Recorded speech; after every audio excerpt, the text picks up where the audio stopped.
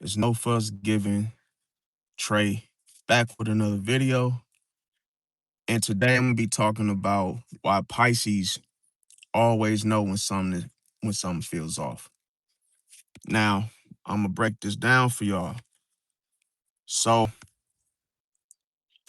how many of you Pisces out there been in a situation where you had a bad feeling about somebody? And then later on you find out that you were right.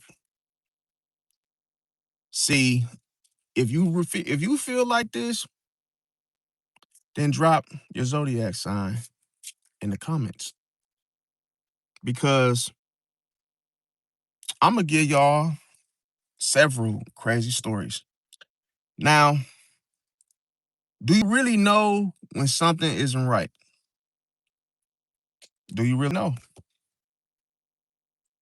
Because why does it always feel that way? I'm gonna tell you. You feel it for a reason. When something is happening where you could be holding a conversation with someone to all of a sudden you start to feel confused. You could just be merely talking to someone and whatever they're saying to you, it could sound like something's off by the type of questions that the person or people are asking you. They may start to cut you off while you're speaking. These are all red flags. See, because when you go into a situation that is right, you don't experience this. So I'm gonna break it down for y'all. As I mentioned, do people really know when something isn't right? Everybody acts funny when something isn't right. And when we say people is acting funny, people don't talk like they would talk to everyone else. You notice that something is different based on how you're treated. You realize that, wow, this first impression situation with me and this person, after introducing ourselves to each other, now they don't even and they don't even engage in conversation with me anymore. Welcome everybody that just came in, welcome. And it's like you could be in a situation where you may give people the benefit of the doubt and say to yourselves, oh, we just met, that's why it's so quiet. Oh, the reason why they're not so talkative and chatty is because, oh, this is the first time, this is the first day. But those are excuses. Because if you meet somebody, all of a sudden, the energy should flow naturally.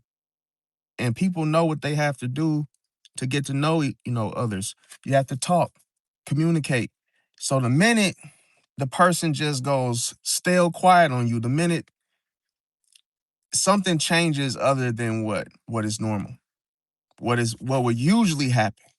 It's not even an expectation. It's just like, okay, I go to a membership club, all of a sudden, people talk and then they don't say a word for weeks. The reason why they have nothing to say is because they've all been talking about you behind your back.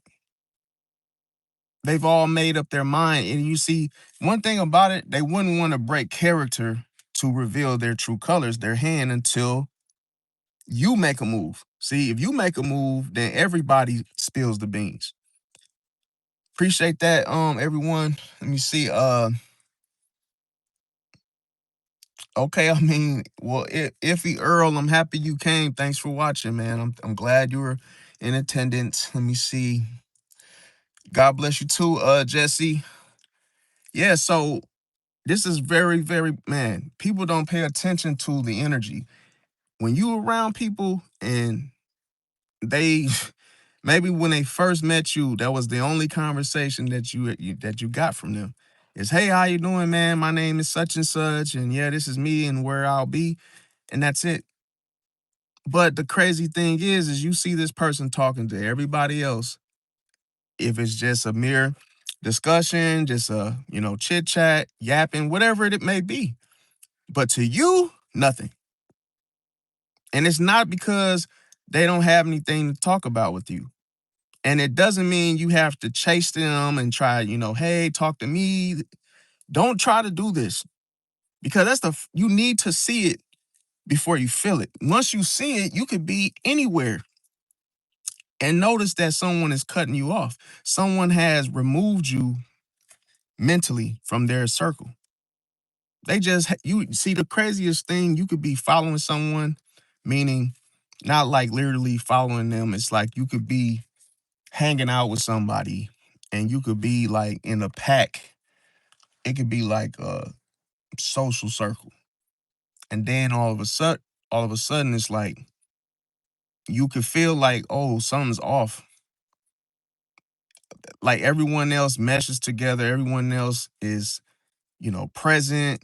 And yeah, you notice the person says something, the other person listens, and you're like, okay, when I say something, no response, no no reply, no um it's like crickets. It's like you start feeling like, oh, okay, so I'm just talking just like the rest of them, and then with me, you don't want to talk to me. So this is where the shit crosses, when things start to hit the fan, is that you got to feel when things is off, not question it.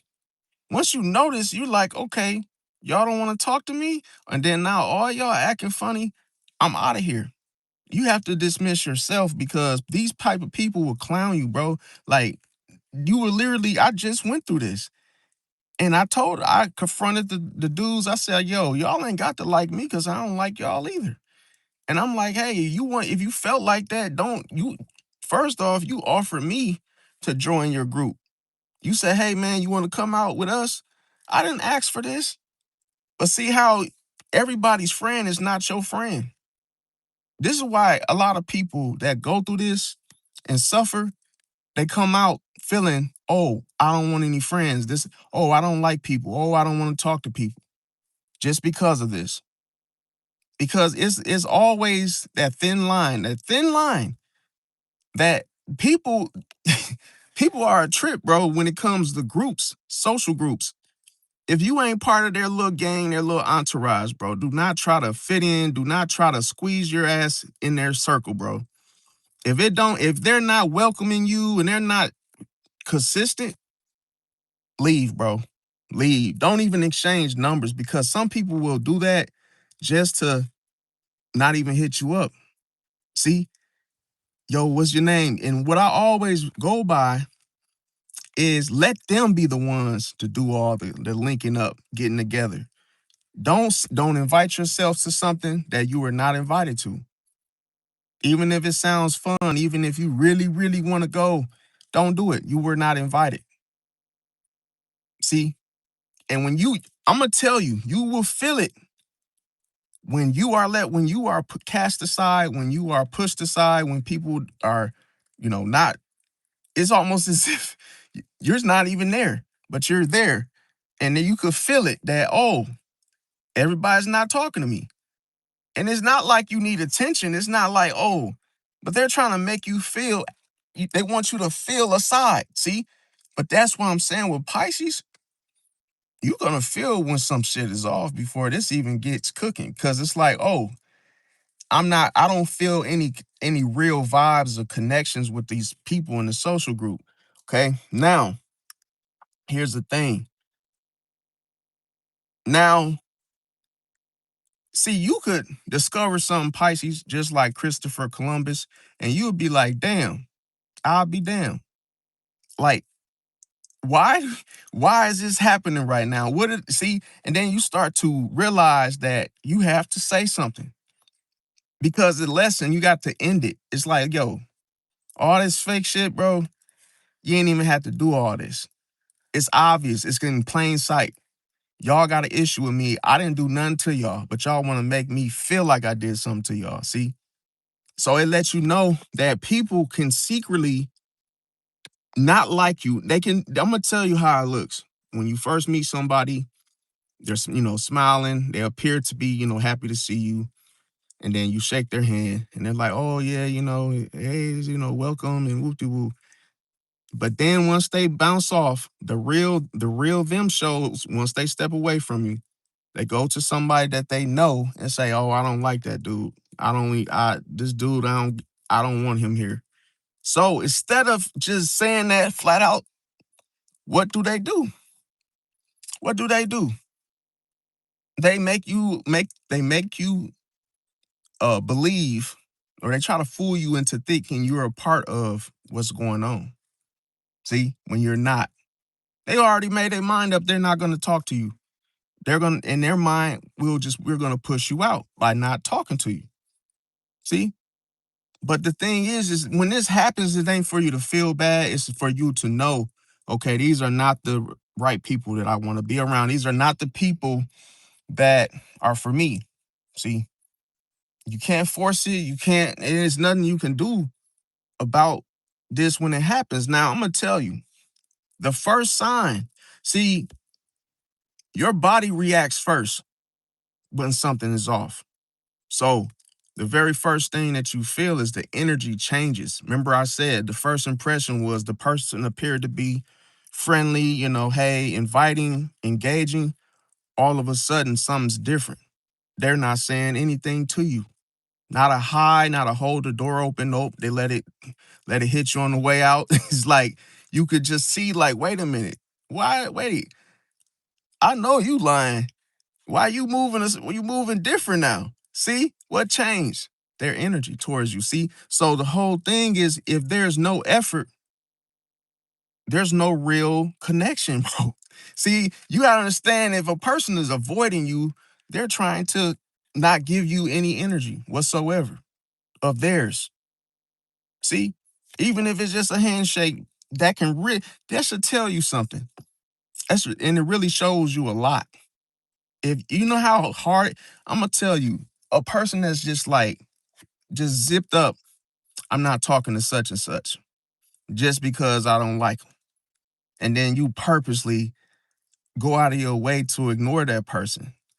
And you don't know that you're sitting on all that energy. You don't think the other person can feel when you shut off. It's obvious. See, those people that think they're doing something slick, you're not doing anything slick. The person knows you don't like them, bro. It's like and I'm gonna tell you, it happens fast. It's not like 4 or 5 days that went by to notice this. You instantly know it, like, okay, nope. It could be from you going to a cashier at a gas station, or what's my total? And then all of a sudden, you give her the dollar bills and she's telling you to put it down like, oh, and you're like, what's the difference? Am I paying or not? Is it free? Appreciate the $2. Appreciate that super chat. It's like, dang, what is the difference? You being petty because the energy. You don't like me, so you're trying to make me feel not a part of this whole experience. You don't want me to feel like, oh, they want you to feel uncomfortable. That's what they're trying to do on purpose. Because this uncomfortable feeling, what it feels like a shock. See, once you come across somebody making you feel uncomfortable, they're intentionally doing this. That's why it feels inside of you. It feels so funny. It feels like, wait a minute, what is this? What? And you're trying to figure it out. Like, who has the issue? Who has this? But here's the thing. If, like, going back to the clerk situation, what's my total? Okay, 1095. Okay, well, hey, here's 10, and then, oh, instead of, well, let me get the 95 cent. Some people would give you a hard fucking time too. Oh, just give me 11 damn dollars, you get the nickel back. No, I gotta wait, just wait a second. I got the 95 cents. Nobody does that anymore. But people would do that to give you a hard time. You really think they really want to give you exact change, or do they want to hold you up? It's you got to understand, anything that doesn't go smooth, I'm telling you, it is a demon. It is see, people don't understand that you could be up against something that was meant for you to feel some type of way, where where you could get into a situation, you're like, yo, even if, see, one thing is, people give you a fake handshake where there's no grip. There is like we call it a dead fish of a handshake. It's like, what was that? You could shake somebody's hand and just know they didn't mean it. Oh, you could tell how someone feels about you, how they shake your hand. You could tell how somebody feel about you, how they embrace you. See, you could tell how someone feels about you because they don't make eye contact or they become dismissive. Oh, I gotta go. Okay, catch you later. Boom. See, it's like, what are you so in a hurry for? To get the hell away from me? It's little things you feel. But what I'm trying to tell y'all in this is that do not feel bad. Do not feel like, oh, is something wrong with me? Do not feel like, oh, did I say something wrong? Did I do something wrong? Because this is, I'm telling you, it's done on purpose to make you feel inadequate so you'll leave. It's like, oh, we don't talk to you, you'll just move out the way. No, what you want to do when people give you, let's say you work with people like this, nope, just keep showing up. Keep showing up. And then when I'm gonna tell you how to break somebody when they're trying to hold that shit in, is you just, hey, you just keep on doing the same thing. You offer to shake their hand, good morning, such and such. Cause I'm gonna tell you what's gonna piss them off is no reaction. See, they're gonna say, oh, I ain't been talking to such such, but he comes in here every morning and says good morning anyway. So now I look like I'm the problem. See, you gotta know how to play ping pong with the mind because it's like, yeah, I know you don't like me, but I'm gonna be all in your face just because I know you don't like me. So I'm gonna make you have to see me, and it's gonna reveal itself what you're holding on the inside. See? And then what would end up happening is you begin to take up space because you refuse to give up any. That's why I'm gonna tell you one thing in body language is dominion. So you can, and this I do this shit all the time. If I come into a room where there's a table and a chair, I take up space. I put all my shit all over the place on purpose. If I sit down in the seat, I put my bag on the next seat. I got all my shit all over the table. And I do this because this shows I'm comfortable, even though I really feel like that. But I'm taking dominion that you can't just come over by me and just start moving stuff and trying to seclude me. Because a lot of times people would do that. If you just take up one small space, they'll close the gap. Oh, you'll notice they start taking chairs away from your table. See, it's little things that people do. It's like it's little sneaky little tactics that people, they'll use this as a strategy to push you out. You know how many people will quit a job just because of staff? Oh, I don't want to work around these people. They're entitled. They're, this. No, you got to understand the game is they want you to quit. They want you to give up. What you gotta do is just keep showing up, keep showing up, keep showing up. See, because as you just keep on showing up, that's creating pressure. See, that's pressure because people think, whew, I think he'll be gone by now. I don't even think he'll show up tomorrow. Oh, there he is. Oh, Willie. Oh, I wasn't expecting to see you today. Oh, you see how then it's like, oh, that all that little shenanigan stuff, it didn't work. You can't run it back because it didn't work. That's just like I say, that's just my spiel. Now, welcome everybody that just came in. Matthew, no, I don't sleep in my car. Let me see. Deja, let me see. Jacobs, welcome from South Africa. Appreciate that. Said, you don't feel alone so much. Thank you. No problem. You're welcome. Let me see here. Okay, welcome. Let me see. Yeah, Anish, I hope I'm saying your name right. I'm gonna just, say the first half of your name. I don't want to butcher your name. But okay, so another thing is this, all right. So as I mentioned, the energy changes. That's the first thing you feel. Your body reacts to it. Now, another another thing, another example to know. When we say somebody's acting different, we can't ignore this. This is a red flag. You notice how someone behave one day, the next day, then another day. It's like, okay, you see the difference that this person is acting funny. They're acting completely different like somebody else. And you know they haven't been drinking. So it's like, okay, you must have made your mind up. You made a decision about me, and now you start to change your energy accordingly. See, because I'm gonna tell you why that happens is because they get their thoughts changed about you. See, they're like, nah, I don't really like this guy. Okay, so then once they think that, the brain, all it has to do is follow the thoughts. Okay, well, let's program the body to not to avoid this guy. Don't give him no energy. See, so the energy, it requires a connection. So that what disrupts is the connection between the two of you. So the thing about it is, with a Pisces, they start to investigate and learn something changed. See, and it's like, wait, if I've been 100 and you don't like the real me, explains a lot about you. See, so it's like, oh yeah, you got an issue with me because I'm not being fake. And I shook your hand, and I'm the same person I was when I shook your hand until what? The next day, and the next day, and the next day. But once I see you do something different, or move funny, I'ma act accordingly. Now, I'm gonna tell you what, once the energy changes, okay, like I said, your body's gonna feel this first.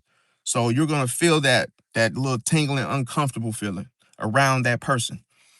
Now, this activates the facade within the other person, okay? Because now, as they have made a decision for themselves, they will accept the truth about how they feel, but it's in secret. They don't want you to know the truth. See, because that's what would that cause? It could be explosive. It could be a altercation, confrontation. It could be, a lot of people are afraid to own, the hatred or any type of feelings they feel about you. Now, here's the funny thing. Once that facade is activated, the person starts to put the phoniness on. See, they start to force smiles. See, because now the forced smiles is to pretend as though, oh, I like you. I'm all for you, but it's convincing. See, and it what it does is exposes your influence. It shows, oh, because you wasn't even smiling when you this damn hard. You wasn't cheesy face on the first day when you shook my hand. So what? So now you're just trying to butter. It's like now you're overdoing it. See, and this is how you easily catch somebody that secretly doesn't like you. It's like they'll start doing things like overly doing things, forcing smiles, where that takes a lot of energy. See, and a lot of times you will question it. You will say, "Damn, why are you smiling? I ain't say nothing funny. Ain't nothing to be, hee and ha ha about. There's nothing, going on exciting. Why are you so chummy?" See, and I'm telling you, it's for you to believe the face, the facade. See, now here's the funny part is that, did you know that when somebody smiles, when they force a smile, the difference is the forced smile is tense. It's cold blooded. It's that uncomfortable smile, like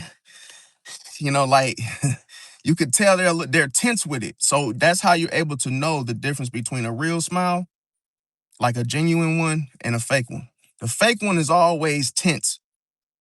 They're not comfortable.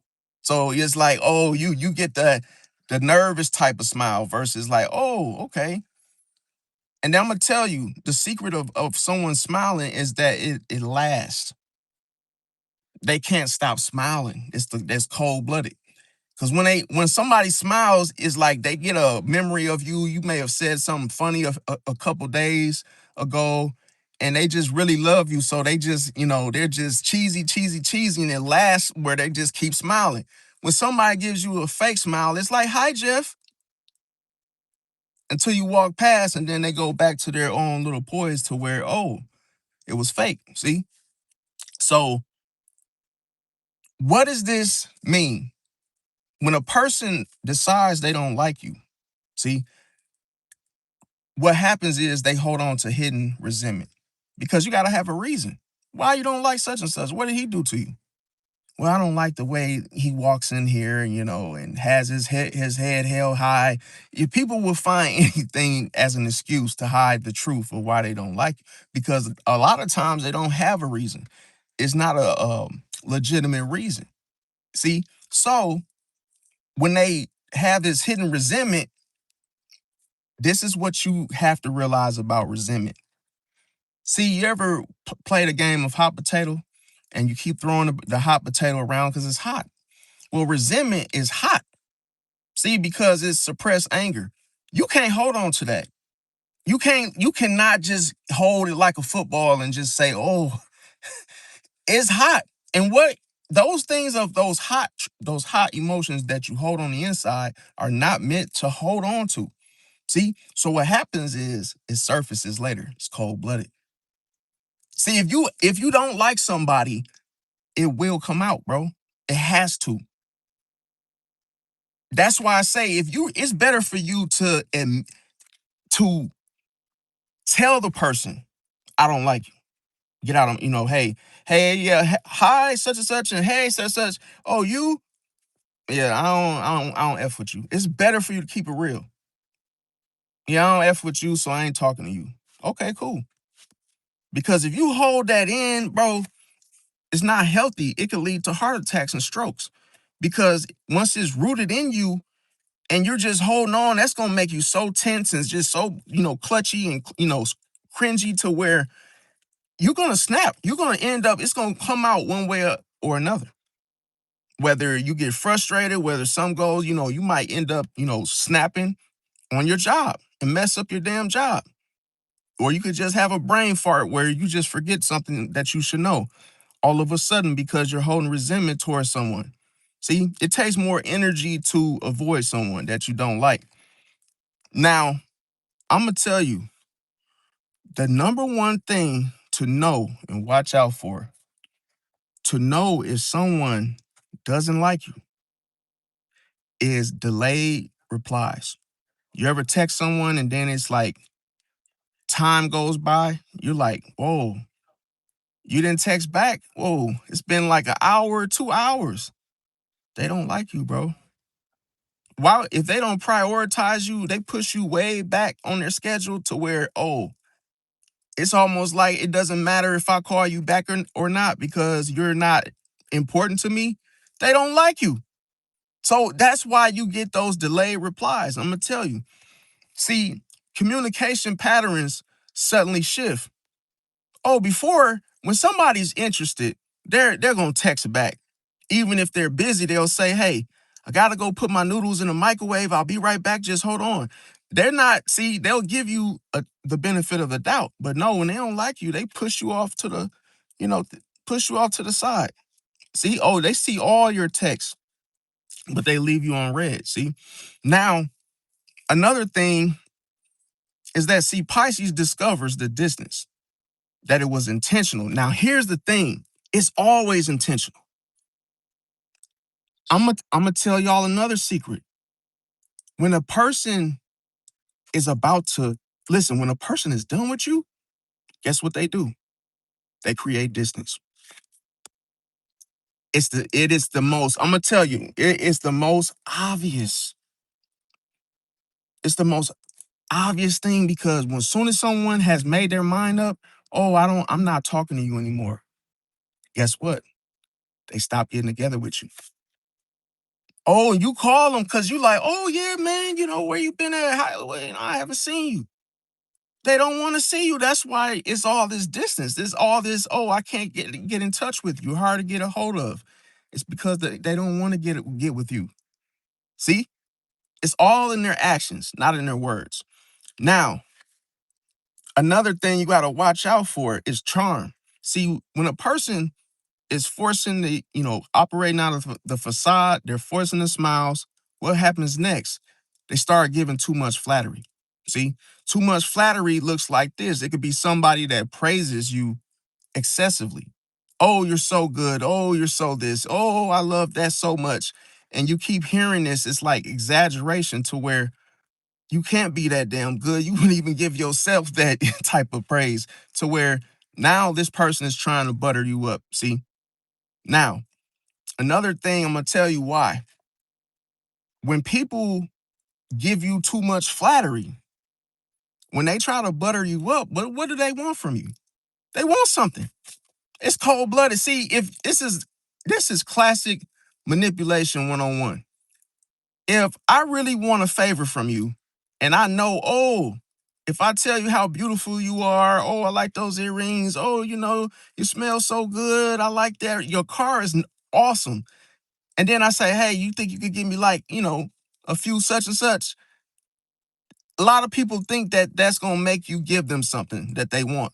It's cold blooded, and people fall for this all the time. I'm gonna tell you a true story. I knew a Virgo named Chris. We used to work at Forever 21. It was a female clothing store. We used to, stock the little, we used to work in the stock room. And we were like the only men working there. I took the job because my uncle, his girlfriend worked there. So it was like a little free, get me in type shit. Plus, it was a lot of females.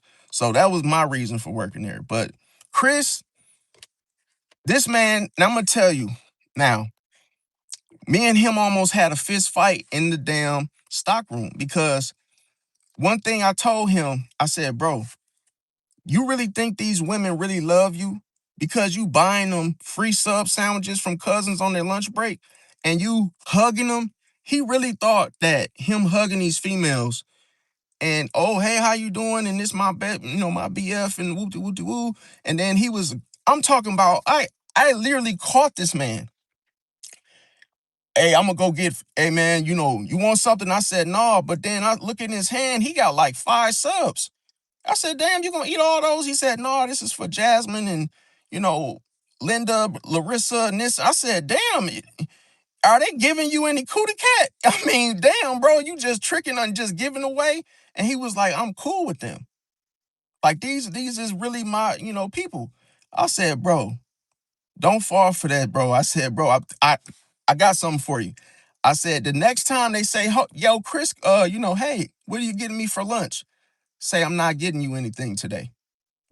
Just say no one time. I guarantee you will find out that these people are not your people. And he was like, all right, I'm gonna do it just because you said. I said, all right. So this girl named Jasmine, she was fine as ever. She, hey Chris, goes buttering him up, doing the forced flattery. Hey Chris, oh looking good over there. What got your hair cut and woo. And then next thing you know, oh, for lunch, what are you getting for lunch today? Oh, I'm probably gonna give me burger or some pizza, whatever. And then she said, oh, I could go for a sub, yeah, BLT. Yeah, but I left my wallet at home, so could you get me a sub? And know what he said? No. And she said, oh, because she was surprised. He's always a yes man. Yes, yes, yes. He's always said yes, yes, yes. But now, because he listened to me, he said no. And she said, oh, well, I'll call and try to have someone bring me lunch or I'll ask someone else. Walked off. Then when it was time for us all when he got off his shift, guess what? All right, Jasmine. Hey, I'll see you tomorrow. Dead fish. Nope. Didn't even give him a hug. She said, oh, well, I mean, you didn't even give me a sub. Like, no, I'm good. Like, basically, it was false flattery because she wanted that food, bro, from him. The minute the food stopped, no more hugs. No more, hey, Chris, no more, I like your haircut. Nope. That was all out the window. So this is what people do. They charm you. See, it's some people, and then you know what the craziest thing ever from this is he gets mad at me. He gets mad at me. Like I ruined something for him. He's like, man, you know what, bro? He was like, that shit you told me about telling them no, bro, nobody's talking to me no more. I said, bro, because they were fake. He said, but now I ain't got none of the females saying anything to me. He's like, just let me do me and let me do what I said, bro, so you want to just spend what? More than $10 on lunch? Because you buying what? 5 and 6 females that you're not even sleeping with? Free sub? I'm like, bro, they taking advantage of you, bro. They're taking advantage.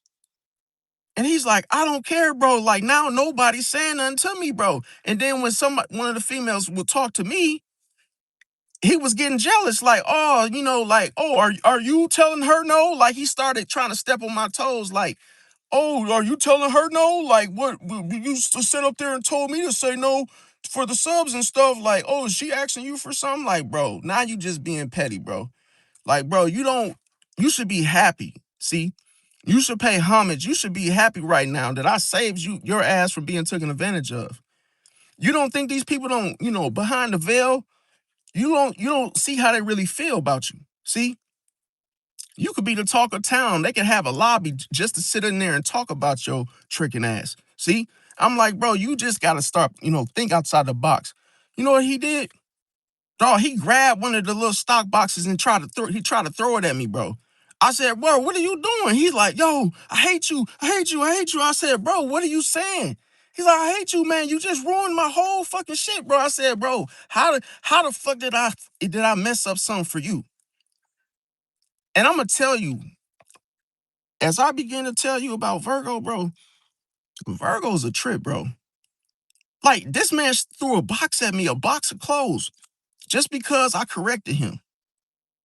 And then he gonna sit there and try to say, let me do me. When you the one, I did not make you. I gave you advice, man. You didn't have to take it. And he was like, but you knew that already. You knew they was gonna stop talking to me. I said, no, I didn't. I said, I just wanted you to see by you setting a boundary from getting taken advantage of. I said, well, damn, you want to get taken advantage of? And then, boom, he ain't like what I said. Then he threw that box. And then I was like, bro, I ain't finna lose my job fighting with you back here in this stock room, bro. It ain't even worth it, bro. But he got in my face, though, and we was like holding each other. He had like, he was trying to grab me by my throat. And like I had my hands on on the top of his arm, and we was just sitting there like doing a little, tussling and just grabbing each other, almost, ripping each other's shirts and shit. But we didn't. It's like he's just pulling on my shirt. I'm like, yo, bro, you must been wanting to fight me aside from what happened, bro. You had to already have animosity, resentment. See? But now it's surfacing. So now it's like, oh, because he kept saying, you're not better than me. He was like, he took off his hat and he was like, at the time, he's like, because we both had 360 waves. And he was like, your shit ain't better than mine. He started yelling like, your shit ain't better than mine. I'm like, bro, what is you doing? Bro, calm down, bro. He like, oh, no, I'm tired of you, man. I'm tired of you. Like, bro, he was like, I don't even know why you even back here. He was like, you the reason why nobody even wants to work here, bro. I'm like, bro, because this is what it was. I ain't gonna lie to you. When I first got that job at Forever 21, bro, it was like a bunch of people working in the stock room. I'm talking about hella people. And it was hot because it's like we didn't have no AC back there. And we like trying to hang up clothes and, sort things. And we sweating. And I'm like, it's too many people back here. One thing about Pisces is very good at getting rid of people. See? So next thing you know, I'm back there, doing my thing. And then it was like a little girl, like a little small girl. And she was like doing it wrong. And I told her, like, yo, you got to empty the box, take the lid off, woo-de-woo, get you a rack, and then you got to hang the clothes up. And bro, she started crying, bro. She started crying, bro. I didn't even say it mean. I didn't even say it like in a, condescending way. I just was trying to help her. She started crying and she walked off the job. And then I'm like, okay, well, it's not so hot now because bodies is leaving. Somebody else quit. Then another person quit. Then another person quit. So it came down to just me and that Virgo dude to where nobody wanted to work in that stock room. So it became my stock room. I said, well, shit, I don't need, because the thing about me, I'm self-sufficient. So you put a Pisces into an environment, bro, it's almost theirs. If they want that environment, it's theirs. So it's like, yeah, it became the stock room. Now it's his stock room because now nobody want to work there with him. They don't want to be back there. And now it's like, okay, cool. Well, it's just me. See, I'm cool being by myself. So if hey, I'm gonna still get the job done. Whoop-de-woo. But yeah, let me see. Go Diego, go. Welcome. Welcome everybody just came in. Appreciate the stars and the gifts. In the super chat, let me see. Go Diego said, yo, Trey. Oh, that really is a Pisces thing. If you point out something, people will be mad at you for telling them. Then the person or people who said or did something to them. Facts. Yeah, facts. That's the thing. Like, I'm sitting there thinking, like, with the Virgo, it was like he saw. See, the thing about a Pisces that's different from a Virgo is we're not afraid to lose things. See, so it's like we could lose our phone. We ain't really gonna trip as long as we got like insurance or something, or we'll just get another one. Let a Virgo lose their phone, oh, they gonna be, you know, I hate to say it, like they'll be bitching and moaning, like they'll be feeling like, because one thing with Virgo is they could be the type of person to fuss. See, they can be very fussy, nervous, and they can, if they get pissed, they get pissed. You could see it, hear it, feel it. So with Pisces is more like, okay, yeah, I dropped my phone, it broke. I'm gonna just get a new one. And they just like I just said it calmly, they just move on. Yeah, sometimes they might be like upset, but then they'll just, in their mind, I'm gonna get another one eventually or whatever. So they're not really too worried about materials. But everybody's different. Now, here's another thing you gotta watch out for is the stories, the contradicting stories that apply. So the people that don't like you, they will start to tell rumors about you. So this keeps you from, developing, new connections with other people. Because you gotta understand, usually there's a ringleader involved, and he or she is trying to make sure don't nobody come into contact with you and you become cool with them. So the rumors start. So these contradicting stories are made to work against you. Now here's the funny part. They start to change the details. See, it could be something you said, they can twist it, say that, oh, you meant this, and they just lie. See? Now, what this ends up doing is the truth ends up eventually slipping out later. See, you can't tell a lie. See, that's why they say a truth will always, it will all look, you can't change the truth. It will always outdo a lie, fam. Like a lie, you have to prove it. So if you say a lie, it's gonna show within that person as you watch them and observe. You'll say, damn, they said he was a bad person. Oh, watch out for him. He's trouble. And then this person is like doing, the complete opposite. So it's a lie. See? But here's the thing. You can't trust people that are easily influenced anyway. See, you got to see if a person tells a lie and that person won't find out themselves, they were going to be your enemy regardless. See what I'm saying? They didn't even find out the truth and just believe any old Joe Blow. It's like, oh, they was just going, they were never going to be on your side anyway. So you don't even have to worry about them if they, decide to, do something different in regards to, working against you. Now, you got to be careful because when a person decide they're not going to, speak to you anymore, they're going to start treating you a certain type of way. They do this in strange timing.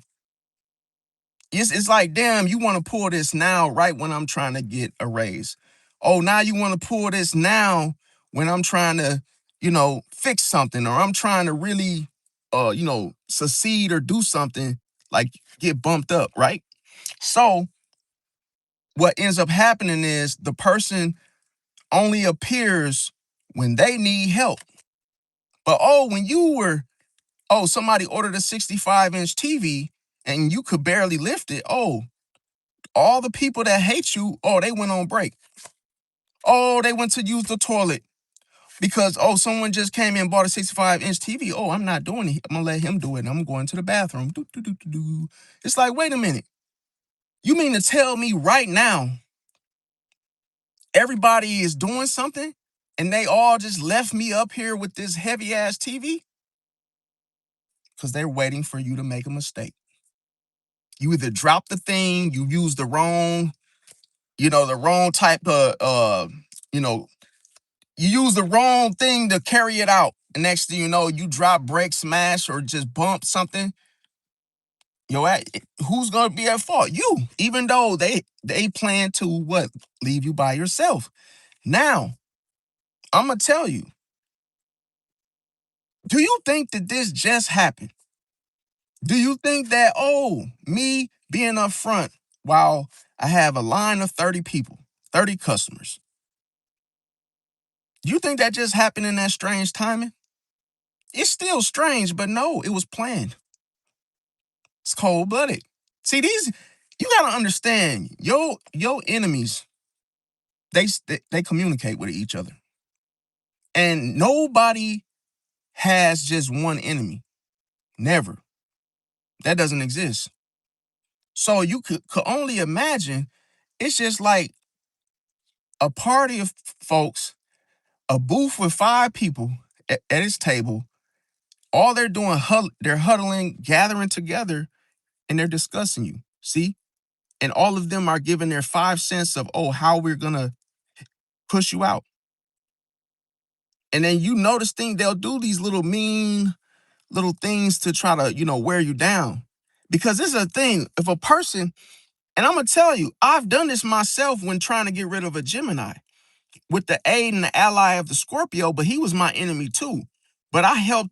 What I did was the smartest thing for me to do was ally with him. I wasn't his friend. I just allied with him to help me push the Gemini over the top rope. See, because me trying to go head to head with her, it wasn't working. Man, she was taking blows after blow after blow after blow. Like we was giving her, man, I say this like this. I've never seen a person. She was like the Undertaker. She was like invincible to what we were doing.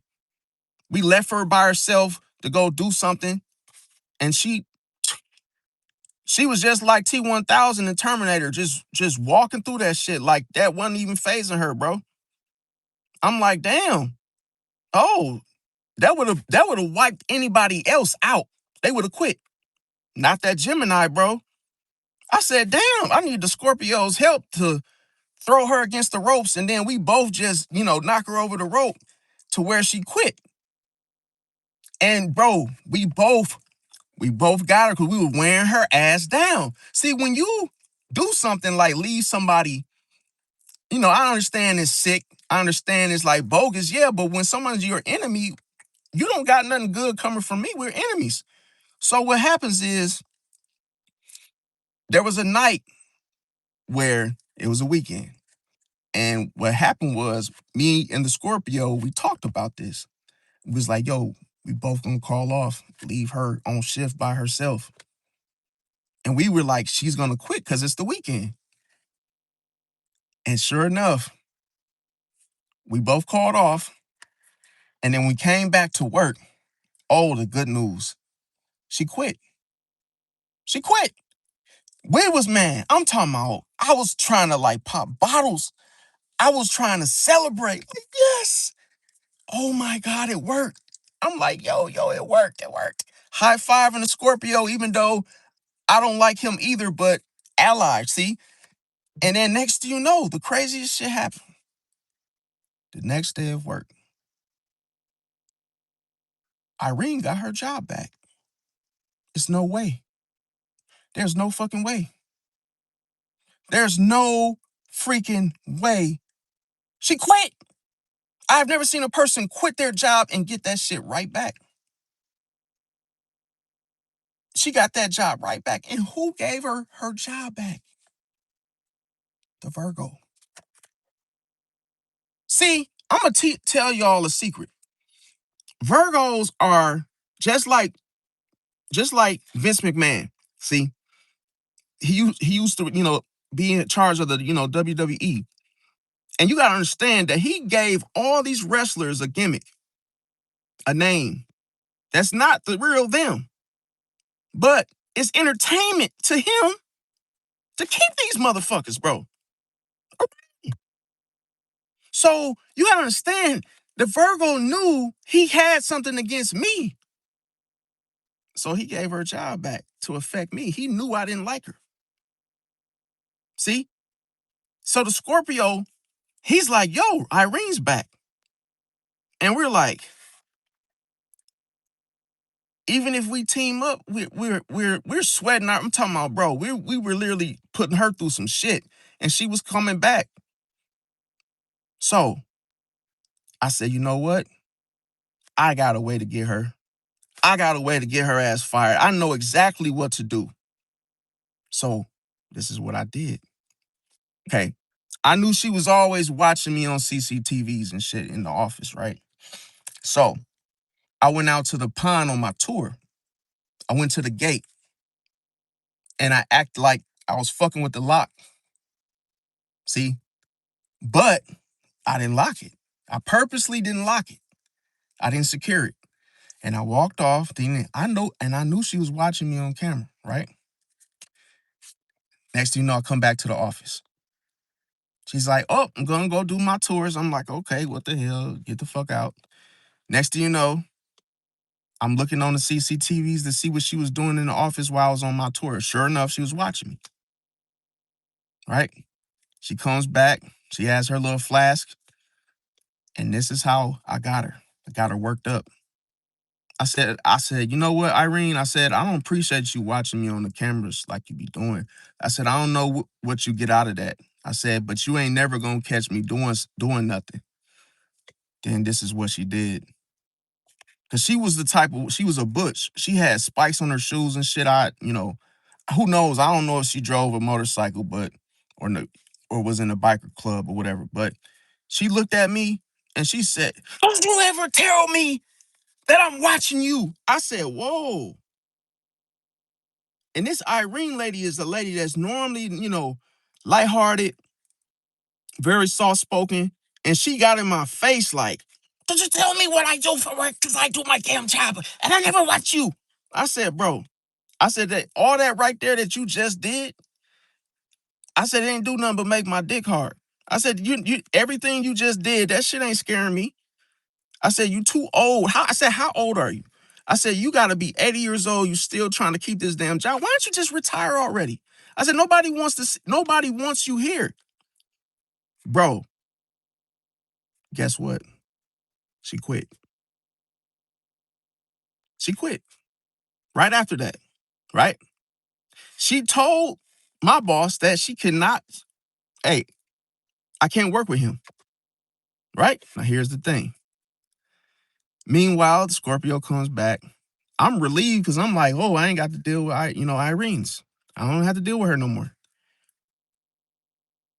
She got her job back. She got her job back. And I was like, damn, that took my damn hat off. Like, what gives, bro? What gives? I don't know what the fuck she's doing. Then I found out she was lying, telling the boss that, oh, her aunt died. That's why, oh, she needed a day off and bullshit, right? So I said, oh, okay. All right, I got you. I got you. I got you. And then I did the one thing. I went on my tour. I turned my radio off so she couldn't contact me. I went in the bathroom, went to sleep. I took a tour that was like 2 hours long. I refused to go in there and help her. Because you gotta understand, contractors will come in, they need badges, they need access to doors. You have to take them to go open up the keys to doors as security. It was access control. And she did not like doing that part of the job. She would try to go take a smoke break, go for a walk, go do a tour. And guess what? I took that, I took that away from her. See? And what I did was I made sure she didn't get a break. The office. Now I understand y'all gonna say, well, damn, man, she was an old lady, man. Come on, you doing this to an old lady, bro. She tried to get me fired my first week of working there on some bullshit. So you know me, I was like, oh no, you trying to get me fired? I'm gonna get you fired. See? And the thing is, because when I came back and I came back into the office, because I didn't give her a break. What did I walk into the office and find? Guess what I found her doing? She was,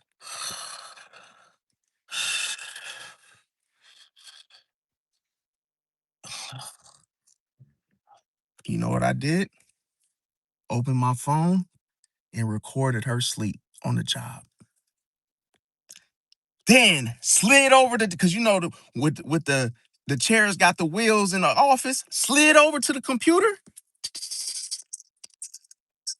typed up the report, Oh, found Irene sleeping in the office while I was doing my tours. And they didn't play about sleeping on third shift. She was in there cold, out cold, eyes shut, snoring. And I had the camera right there in her face the whole time. And then what did I do? I sent it to my email, clipped it, put it in the report, and sent it off to the big dogs. So this time I'm gonna get your ass gone because the other times you kicked out. When there was a pinfall, she kicked out. We threw her ass over the top rope, and then she, like Undertaker, came back up. So I'm like, this time, this shit gonna put her ass down. Showed it to the big dogs. She got fired because of me. After the damn near like the fifth time. The fifth time. So this is why I know it was a long dragged out, example. But I'm just here to tell you that your enemies do not give up, bro. If they don't get you the first time, they're gonna try to get you the second time. The second time they don't get you, they get you the third time. They're gonna keep going. So what this ends up turning out to be is you versus them. So you got to set traps for your enemies. See, you catch them doing something wrong, get them gone. What I got anything to owe you any loyalty? You want my ass gone, so I'm gonna make sure you go. See? And there wasn't nothing she could do. Do you know? I'm gonna tell y'all. This is how clever the Gemini is, bro. After I had to had my phone out recording her, right? You know what she told the boss? She said, I catch him sleeping in the office all the time, and I don't sit there and record him. Catch my ass. I don't sleep in the fucking job. Then she said, I wasn't asleep. She said, I was just resting my eyes. And guess what? A month later, she got her job back. She said, I was just resting my eyes, and they believed her, bro. And she said that I was, harassing her and, oh, he's just always on me and whoop-de-woo. But that was projection. She was always on me. But, bro, I had the video. She was out cold, and guess what? Nope. Oh, she got her job back. And then I'm going to tell you what happened. Weeks went by, and then she quit. See, she ended up quitting because, bro, you know because when you're on BS, fam, and just you can't sleep good at night. And that was when I threw the hex. She didn't even know I threw a hex. See, I threw the hex. After that last time, I said, you know what? I got you. I'm gonna get you. I'm gonna get you. See? Threw the hex. Boom. And the hex was, you're not gonna get no rest because you did all this dirt and all this evil shit. You ain't gonna get no rest at night. Do you know why she quit? Because she wasn't sleeping at night. She wasn't sleeping. When she got off of work, she couldn't sleep. So she had to come off third shift. It's cold blooded. That's why I tell. Now I don't do it anymore. I don't do no hexes and all that shit. I don't do all that evil shit no more.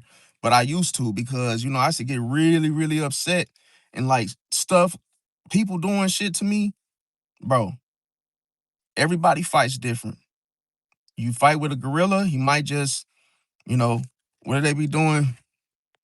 You know, they they fight different. Everybody does something different, but that's that. But anyway, here's the thing. Okay, so you gotta understand that if a person only appears when they need help, it could be the timing of things. It can also lead to that one-sided relationship being exposed of like, oh, who they will talk to or support. Now, when it comes to group energy, you gotta watch out because if you walk into a room and it gets quiet when a Pisces arrives, it don't even have to be a Pisces. It could be anybody. If that room gets quiet, oh, they don't like you, bro. They don't like you. You got to understand energy. They do not want to give you any energy. They do not want you because energy makes you feel comfortable. See, if you walk into a room and someone acknowledges you and they say, "What's up, man? How you doing? Oh, what's up? That's my dog." And they start just talking to you and chatting you up. You at least feel you don't feel tense. You feel comfortable, like, "Oh, okay." You take your coat off, you relax. But if you walk into a room, nobody says shit. Now you feel like, damn, why is everybody quiet? And they want you to feel that. They want you to feel that coldness. Like, we don't want you here. See? But you thought that everybody was, busy and into their own little world. No, don't be simple minded. Don't see the illusion tries to make you think that's what's happening. Oh, they're just minding their own business and everybody's in their own zone. No. See? Now, they don't want to attract attention to themselves because that's energy. That's the reflection of how they feel back to themselves. So the minute that's why they shut down completely because they do not want you to notice that they're ignoring you on purpose. See, because that ties with guilt, the guilty conscience. Now, another thing is this: the room gets quiet because there were conversations happening beforehand, before you got there. It's cold blooded. That's why you notice that when you get fired, there's a meeting, there's a conversation that takes place beforehand. They don't just fire you. No, they have a talk. They sit down and, okay, so what are we gonna do with Sam? Okay, yeah, he's been late every day. He's not productive. He's not getting the shit up. I find about 5 full pallets a night. You know, get rid of him. Just get rid of him. Then bounce it off to another manager. Okay, so with Sam, and yeah, I mean, he took an extended break the other day. I mean, I let it slide, but I really don't want him here. Okay. Okay, so let him go. Okay, yeah, we're gonna fire him. Okay. So they, grab the sheets of paper and they sort them out and give the pink slip. And then here's the thing. When they come get you to pull you in the office, you wonder why it feels you already can feel what's gonna happen next. You're not surprised. And then all of a sudden it's like, oh well, you know, you're hired at will. See, they lie and make it seem like, oh, it was something else other than the mere fact they didn't want you there. Okay. Now, fake support. Okay. So here, a person can agree publicly and then criticize privately. So this looks like a person can have double-sided behavior. And this will reveal itself because sometimes a person in front of people will try to appear to be like, oh, I'm a good person. They'll be like, um, I'm a good person, hey, I'm not really like this, but in private, there's something completely different. See, now what you got to watch out for is distance, sudden distance. Remember, if a close friend, let's say, for example, a close friend just disappears, see, and then he leaves you with a text message, I'm going to the military, or it's just something for you to forget about him. See, the thing about it is, a Pisces will learn about it later. See, they'll learn why you were distant later. And the minute I'm gonna tell you, when soon as someone distances themselves, they- I'm telling you, they do this suddenly. You don't hear from them anymore. You haven't talked to your uncle or your grandfather in like what, 10 years. And you guys live in the same state. That's ridiculous. They don't fuck with you. That's what the truth is. They don't fuck with you. And they've already made their mind up. That's why you don't get a call from them. That's why they don't check on you. They don't like you. See? So even though all of those things of, oh, they still, stay in the same state, the people that really fuck with you, they come and check on you, bro, without you even calling them. They just pull up on you. Oh, cuz, hey, I just wanted to make sure, COVID's going around and make sure you straight. But if they don't call and give you no type of, you know, they don't give you a what they call them, health check. They don't come around and check on you. Nope. They don't want you. They don't like you. See, now this is now here's the next one you got to watch out for: over explaining. So let's say somebody gives unnecessary details as to why something is such and such, right? I'm gonna tell you why do they over explain? Because they're hiding something. It's cold blooded. See, a person can be like yappity yap yap yap yap yap, and it's like, oh, why are you explaining yourself? It's because they're hiding. Anytime somebody's trying to explain why they went to the store, you're like, I'm not questioning you about going to the store, but they don't want you to know they're hiding something, so they try to string you along. See, so what you got to watch out for is that. See, in itself. Now, the next one you got to watch out for is the jealous coworker. The jealous coworker will set you up like no other, bro. See, you can have them working on your register. Next thing you know, your register comes up short. Those little booby traps that you just, if you don't know they're jealous, they're gonna get you, bro. See, they're gonna show you. So it's like you're gonna be affected by something they do. Shiesty. They could just scratch your car with a damn razor. They could put something in your gas tank. You got to know who your enemies are, and you have to create distance as well. Like, why would it's some things that my girl that she has done that I didn't find tactful or smart.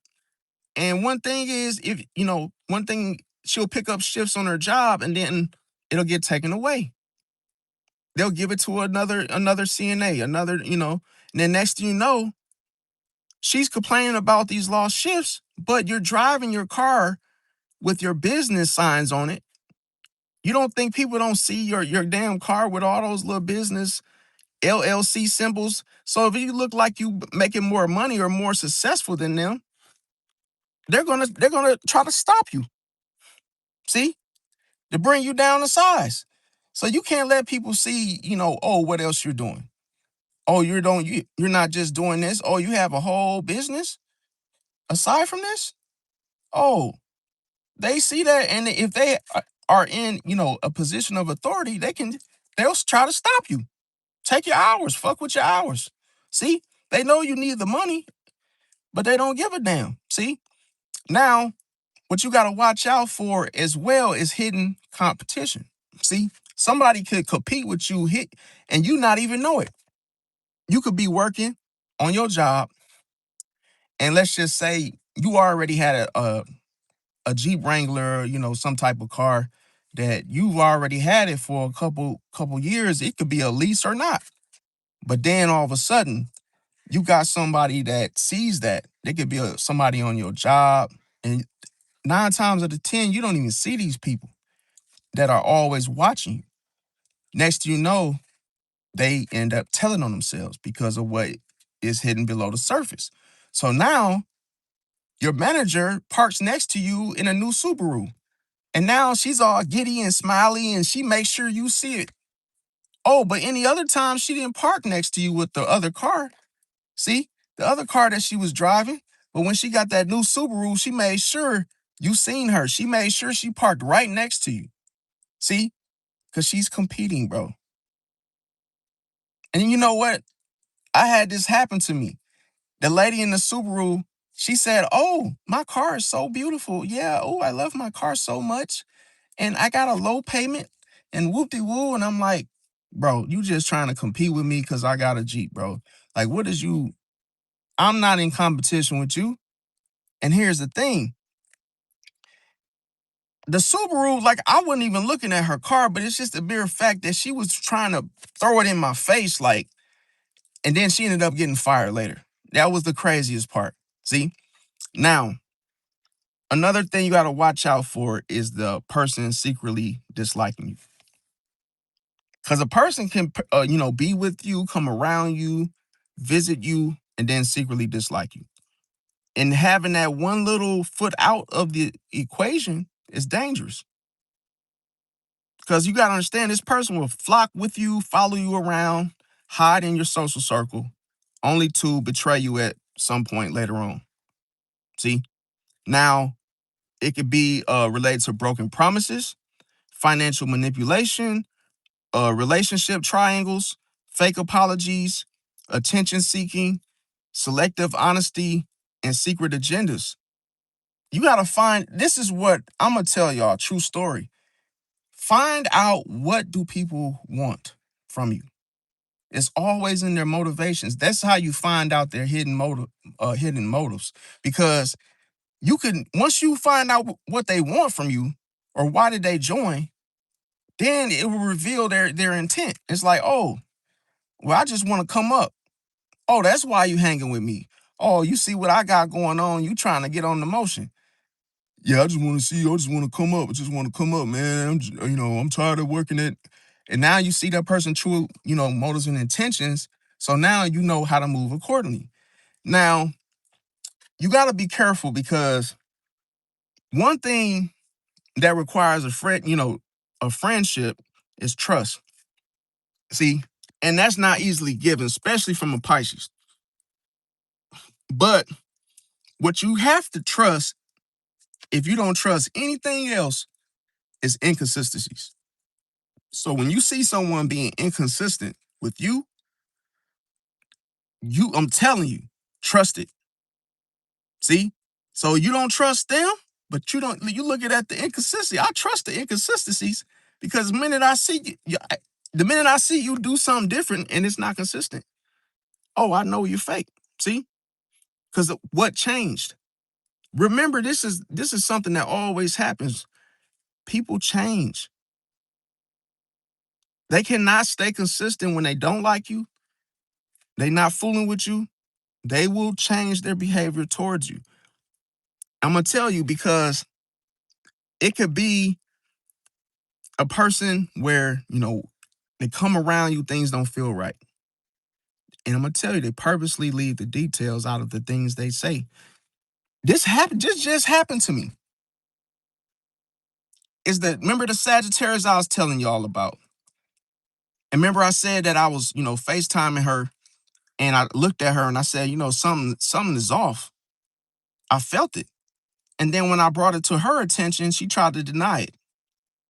And then just today, because I hadn't talked to her for like 2 days, I text her like, yo, what's going on? Just merely about to go visit her or whatnot, if, things played right. And you know what this heifer told me?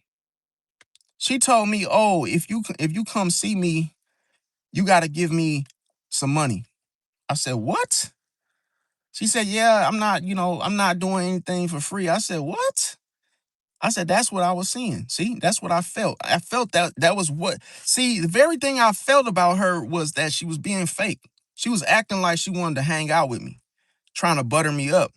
And then the facade cannot, you see what I'm saying? The mask is slipped. She can't hold that for very long. So then she showed her true colors. That's what she wanted from me. And I told her, lose my number. See that? Lose my number. I'm not giving you no damn money to hang out. What the hell? See that? But that's why she was acting like that. Now, another thing you got to watch out for is a person that avoids questions. So let's say you're just, in a social circle, you're talking. Next thing you know, you ask a person a question. What do you think about such and such? Or, hey, you ever tried, McDonald's McCrispies? How did it taste? And they just totally ignore you or just change the subject. They avoid the question. They don't like you, bro. See, I'm trying to do is expose this fake bull crap that people have a hard time of figuring out. Cause this type of stuff, it festers because you can't figure it out. But you can feel every like all of his energy, you could feel it, but you just don't know what to do with it. So it ends up stressing you out. Then your cortisol gets up there, and you start losing sleep. You can't sleep at night. Then you start calling off. Then you start missing work. Then what? You end up quitting. See? Now, the thing about it, you got to watch out for is unnatural friendliness. You're going to feel it. It's going to feel weird. A person that is trying to be, so cool with you and trying to follow you, You're like, wait a minute, this don't even feel like real. This feels like something has a motive behind this. See, because they're holding on to hidden envy. See, another thing is they can try to attack your reputation. They can be suddenly, generous. So yeah, you gotta watch this because man, I'm gonna tell you, that sudden generosity is dangerous because a person could, literally start to buy you things to get you. See, to get you to put your guard down. And see, I told people this in my recent videos. I said, if you ever wanted to find out whether or not someone was cool with you or accepting of you, offer to buy them something to eat. And guess what? If they don't take it, they don't fuck with you. Cause who wouldn't? Who would turn down a free soda, a free meal? Almost no one, right? But somebody that don't like you will, even if they're hungry. Because of pride. I'm trying to tell y'all, it could be a hungry enemy. He ain't taking that soda from you, bro. Because he don't fuck with you. Oh, you offer to get him some KFC or hey man, you want something from Chick-fil-A? You want any macaroni and cheese or any? No, I'm good. You like, damn, turn it down and man, turn it down that Chick-fil-A, man. And he turned that shit down because he don't fuck with you. See, when somebody hates you, they it's like you even talking to them is like bee stings. They like become irritated. They want to get you out their face so quick. And it's like they don't even say I'm good. It's like, no. They're trying to get you out their face ASAP, or they just ignore you. See, it's like, oh, you say something, they act like they ain't hear you. And I'm telling you, man, you got to know this because, bro, this is a easy maneuver because it's like, hey, can I get you a hot sandwich or a soda, man? I'm going to the Quick Trip. You want something? Nah. See? But then if you see the person, see the genuine no will be like, no, thank you. Oh, no, man. No, no, thank you, man. That's just a genuine gesture. But if it's nah, just a quick no, or you can't even finish your sentence, it's like they cut you off. That's an instant red flag. Even if you're speaking and someone cuts you off abruptly, they don't like you. Because they look at themselves being superior over what you gotta say. I've seen it happen to old people. They get to, trying to, talk and somebody just talk over them. It's like you could be just about to say something and then, well, I want to tell you. And then, it's like cut you off. It's like a person keep doing, if they do it one time, it's a red flag. Then you ask yourself, because I ain't gonna lie. I had to learn this. I ain't gonna lie, because I used to get cut off all the time and I used to get pissed about it. And then you know what I did? When somebody tried to talk over me, I talk louder. And it's almost like this. I'm gonna give y'all a little dry run of it. A person you're trying to talk, and next thing you know, a person try to talk over you or interrupt. I say, I say, I'm not done. I'm not done. I'm not done. I'm not done. You just get louder and louder, and you make a scene. You make a scene. So everybody starts, oh, what's going on over there? To start looking. I'm not done. Then you finish your, let me finish. Let me finish. I'm not done. Let me finish. You gotta act like that, bro. You gotta listen. You cannot let somebody just shut you down like that, bro. You don't let nobody just cut you off and just like get away with it. Cause I'll do another thing that, hey, you wanna cut me off? Guess what? I'm gonna stand up, tell you I'm not done. And then while you talking to me, I'm gonna walk away from you. See? So you gotta know, like, there's little things you gotta be careful because people will test you in such a way. Now, another thing is forced connections. If somebody's trying to force a friendship, they're trying to get close to you. You're like, yo, what you trying to get so close to me for? They're up to something. See, they're trying to hurry up and do something quick. Don't trust it. Now, you got to be careful too, because your enemies will give you a strategic silence. See, and it's temporary. So sometimes you be like, damn, they ignore me. But then when something goes wrong, they all in your face trying to, discipline you or punish you. So you gotta watch it. And see, you gotta pay attention to the betrayal warning signs, the hidden enemies, the ones you can't see, the secret competition, the false promises, the energy vampires, the opportunists, the manipulative friendships, the relationship red flags, the fake concern, and the quiet sabotage. See? And I'm going to tell you, appreciate the hearts, y'all. How does each zodiac sign react to a Pisces feeling something off? Well, Aries, they confront the Pisces immediately. The Taurus likes to watch quietly before acting on it. The Gemini likes to gather information. The Cancer likes to withdraw emotionally. The Leo likes to test the loyalty. The Virgo tries to analyze the evidence that's given. The Libra tries to seek the balance first. Scorpio tends to investigate secretly. The Sagittarius investigates, not investigates. What the Sagittarius does, they call it out directly. See? So it's like when a Pisces just catch on, like, oh, something feels off. The Aquarius detaches logically. The Capricorn documents patterns.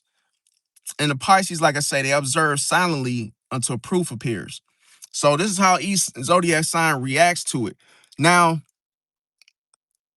I'm gonna tell you guys about the energy changes. Okay, getting back to the energy changes. Now, let's say your friend who normally calls you every day suddenly becomes short and distant.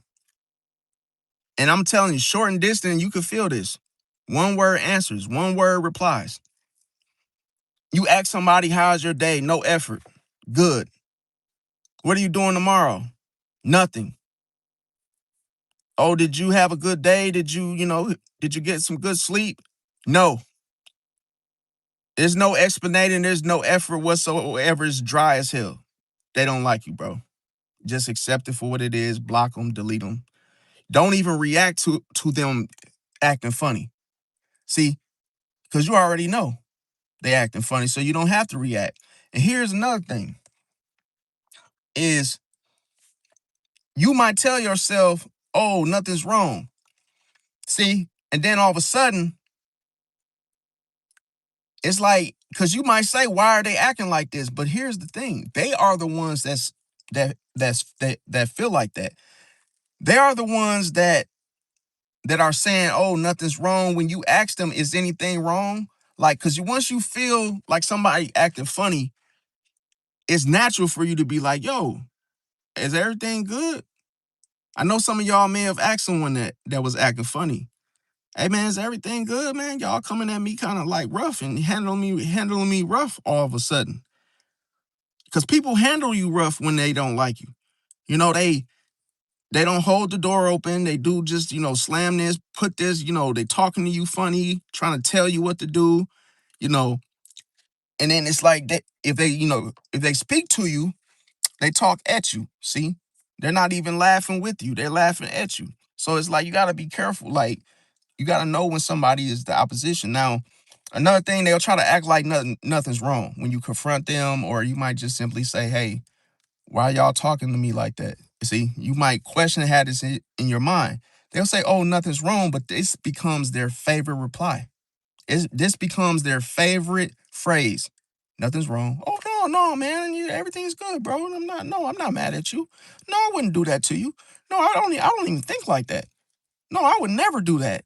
I don't, oh, I'm so, no. See, I don't know what Wayne told you about me, but I love everybody. Like, watch this shit, bro. See?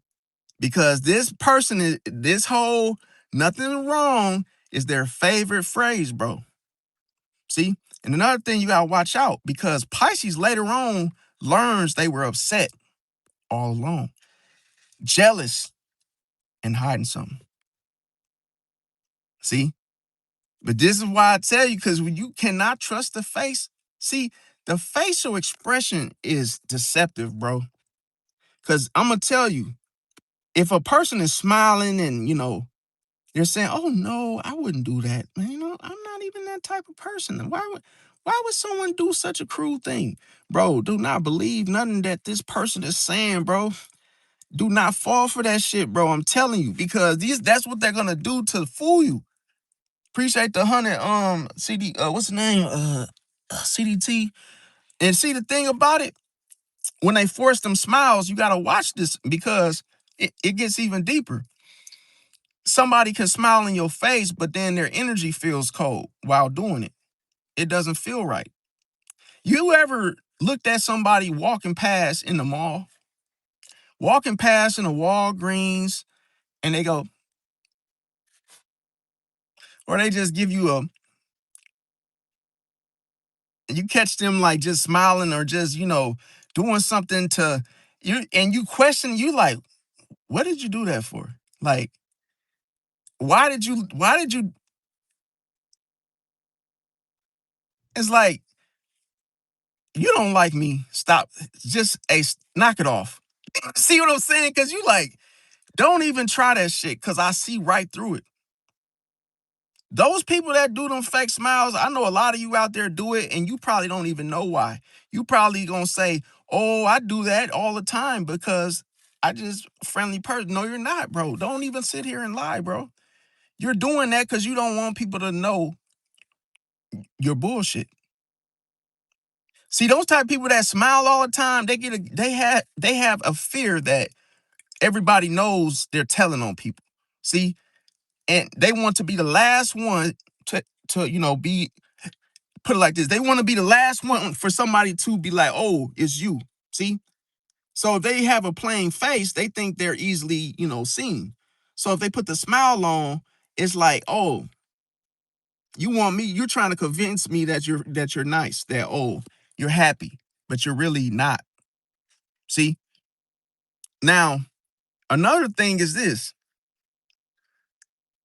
Let's say the person congratulates you, but then at the same time they seem irritated. See? So here, the end result is their real feelings eventually show. How the hell you gonna congratulate me and then be irritated at the same damn time? Because you didn't mean it. It's like, "Oh yeah, give it up for Trey. Yeah, he's really cooking tonight. God damn it, he's cooking tonight. Like, oh my God, how the hell does he have this goddamn channel? And like all these people are like really tuned in, like, dude." And you see how he just started clapping, but that clap wasn't, what was you doing this for? And then you showed all that irritation. Because it wasn't real. You got people that do that all the time. Like, they could watch the football game and then a team scores and they're like, are you kidding me? Like, what the hell?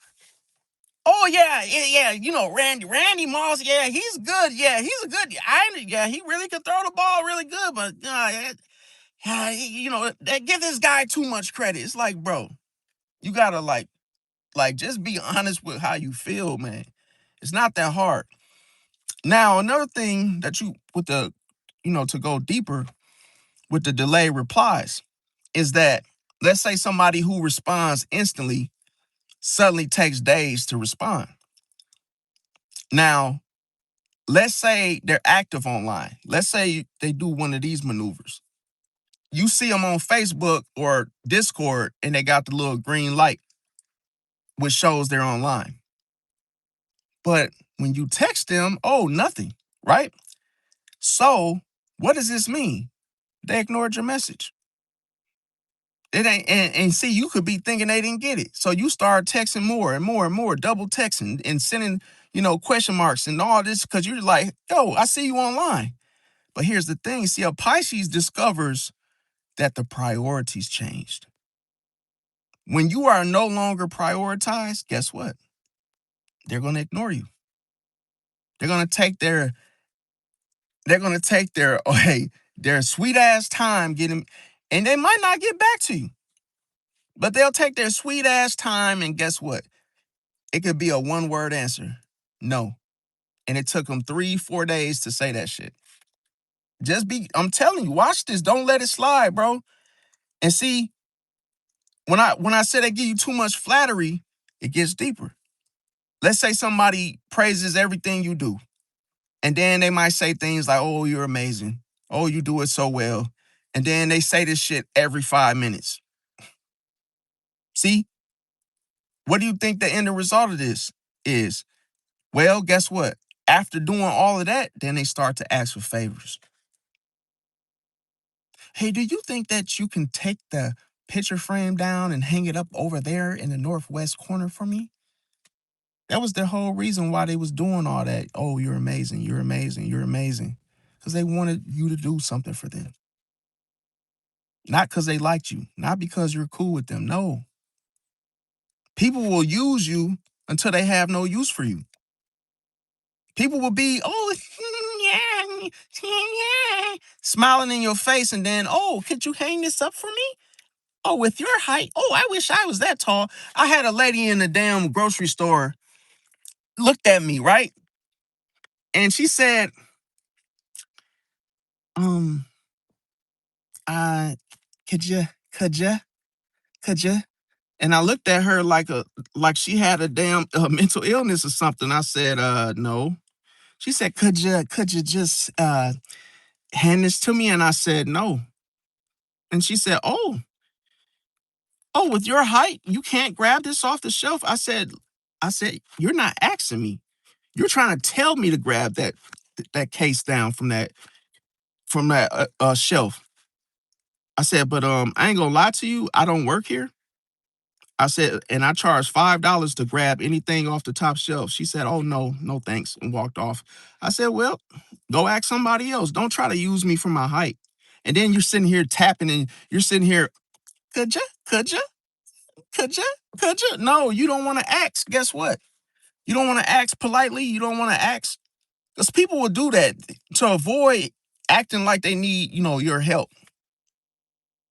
Because they, like I say, they just want to use you. They don't want to ask you. Because of pride, entitlement. So it's like, oh, you're tall. So yeah, grab this off the shelf. No, I'm not grabbing shit off the shelf. See? Now, another thing you gotta watch out for is those contradicting stories, and I'm just going deeper with it. If a person keeps changing the details, no matter what it is, you got to watch out for this because people will give you 3 versions of the same goddamn event,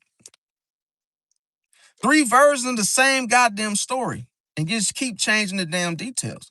It's like just wearing, a pair of drawers and then just changing them every 3 days. It's the same goddamn story, but they're trying to, switch the details about it. So what tends up happening is they're lying. The story keeps changing, they're lying, bro. They just change up little certain things they said and replace it with something else. We call that filler. So what ends up happening is you end up finding out the truth. It ends up coming out later, like a damn newspaper. See? Now, when I said the strange timing to go deeper, is that let's say somebody appears only when they need something. So they only call only when they're broke. They only call when they're broke, when they out of money. See? They don't never call no other time. This happened to me. A family member called my mother and tried to get $80. See? And then, my mother, the kindness of her heart, she gave the $80 only for this man never to contact her again. But no, it gets even better. She went to his house, knocked on the door, and said, where's my money? And then next thing you know, he was avoiding her. So how the hell you gonna come ask for 80? And why are you asking my mom and you have your own mom? See, just because people like to, use people, take advantage. So my mother ended up letting them keep it. She said, you know what? I don't even want it back. I don't even want it back. But guess what? Don't ask me. Don't come, you won't get another $80 ever again. See? Not that she will hold a grudge, but it's the lesson behind it. You don't just call somebody, just get some money and then just dip and then lie and say, oh, I'll pay you back, and then run from them. When it's time to pay, you want to run from them. See? Now, another thing is this. See, a Pisces will realize that they're being used when this happens. Now, when I was talking about the group energy shifting, this is when the room changes when you enter. Remember I said you walk into a room, it immediately goes quiet. When everybody suddenly goes quiet, a Pisces later on learns that they were the topic of discussion before they got there. It's cold-blooded. You gotta know when you walk into a room, this is how you instantly know somebody was talking about you. Because now nobody wants to speak when you're present. Because now it's like, oh, wait, he's there. Shh, shh. And now a person just trying to pretend like they was doing some random shit because, oh, you're here. Anytime a person go quiet like this because they hiding something. That ain't just them being quiet. That's why I say you can't always trust what you see, bro. It's what you can't see, bro. You have to be aware that people do this, bro, in order to not be fooled. See? Now, another thing with the fake support is that a person can fake support you publicly because they want to get the, gratification from others. Oh, look at Tom. He's giving out free flowers and turkeys. Look at him. Feed the homeless. Woo, look at Tom. Tom's amazing.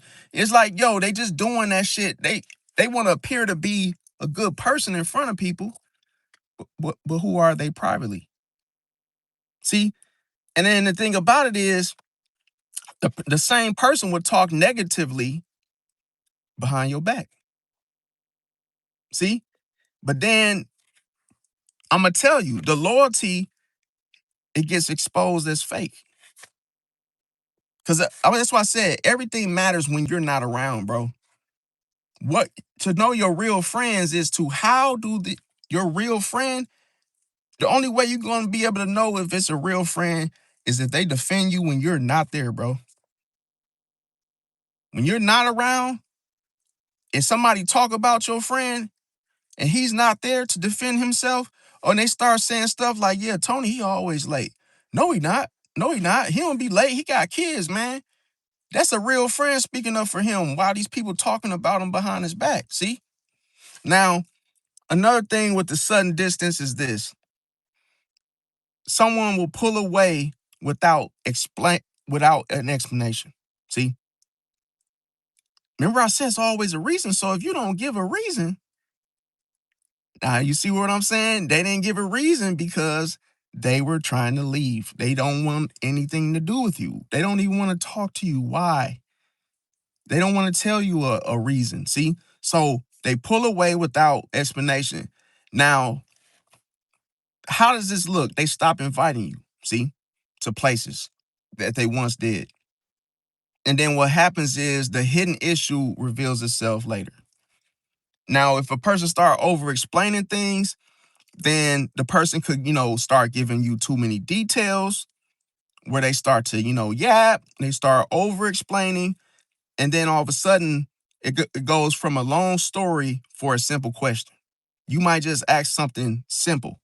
Where did you go? Oh, where were you the last 5 minutes? Next, oh, well, here's the thing. So, when we was in the, the kitchen, and then, Frank had, the pot and pans, and then he was frying the egg, and then, his girlfriend called and said that she was gonna be late, and then like we was just, bro, I didn't ask you all that bullshit, bro. I asked you one simple question. Why is you rambling? That's how you catch them, bro, because they try to feed you all that filler to distract you, see, from knowing what's up. Now, another thing when they do this is because they're covering up something. See, that's what filler is to cover up something. It's to hide something. Now, when you're dealing with a jealous coworker, I'm going to tell you, what bothers a jealous coworker more than anything? In the chat, you all want to take a guess? I'm going to tell you. What bothers a jealous coworker more than anything is your success. It's cold-blooded. See, if you get a raise, they find out, even if you just got hired, even if you just got hired, the first person that approaches you and asks you something nosy and just they don't give a damn to invade your space and say, "Hey man, how much they paying you, man?" Don't trust that dude. Don't answer him. Nope. Because if you tell, he's not asking you because he wants to know. He's trying to make sure you're not making more than him after just getting hired. And if he finds out you make $5 more, even hell, it could be something petty as 50 cents more than him, he's on your ass. See, because they will hate, that type of person will hate looking at you every day in your face, knowing you make more than him, even just by a small margin. See that? Now, another thing is when you're dealing with a jealous coworker is the fact that they downplay your achievements. So anything you do great in the company, anything you did very well, guess what? Oh, well, yeah, he put up like 20 pallets, but I mean, I know somebody that could do it in like 5 minutes. It took him a whole 30 minutes. It's like, man, you just hate. See, hate. When a person is hating on you, they do not want you to shine, bro. They do not want you to be so great. See, it's like they always try to put a little spiciness in your shit. Like, oh, yeah, he's not as good as it sounds. Yeah, I mean, they all do it. It's like, yeah, you just gotta be careful. Now, here's the thing. What this reveals in this behavior of a jealous coworker is the competition is exposed. You find that's the person that is jealous, whether it's on your job or not. The person that's competing with you. And I'm gonna tell you, where there's competition, that means that the person is envious. See, the minute you find out somebody's competing with you, it automatically rings a bell that, oh, they're jealous. They are jealous of me instantly. See, and those type of people work against you because they're trying to what? Outdo you. They want to be the only one seen as such and such. If they see you get that type of trophy and praise from others, they're gonna be on your ass. See, that's why I said that you don't choose your enemies. You don't get into it with people. See, people get into it with you. People decide, oh, I'm coming for you. You only find out later once you feel the friction. See, because once you feel the disruption, because this is the thing, where there's confusion, uncertainty, that's the enemy, bro. Because you never will be able to understand why somebody's hating on you, bro. You like, man, we both got a job here. What is the hate for? See, and just by you just saying that lets you know that's the truth. It's like you can't add to it, bro. People choose you to be an enemy. See, it's like they choose you. They're like, yo, I don't like you. And you ain't saying you don't like them. They're saying they don't like you. And you find out later. See? Now, another thing is that when there's hidden competition, these type of so-called friends, see, the very first thing that a person gonna try to do is be your friend. But I'm gonna tell you, you can't compete with someone unless you're close to them. It's cold-blooded. See? And I'm gonna tell you, you feel it because something's off. Every time you get something new, guess what? You hide it from the person. You already be knowing, hey man, I just got this new car. Don't tell Tyrone, bro. Because Tyrone he don't, you could tell, see, you could tell the people that don't like you from their energy they give. So when you get something new, you don't feel comfortable telling Tyrone you got a new car. You don't even want him to see it. See, So it works both ways. You could feel the competition. Whoever is competing with you already decided that they don't like you. They're already jealous, but here's the thing. They want to act like they're your friend. So they try to choose you to be friends. See? They try to say, "Oh, let me get close to you.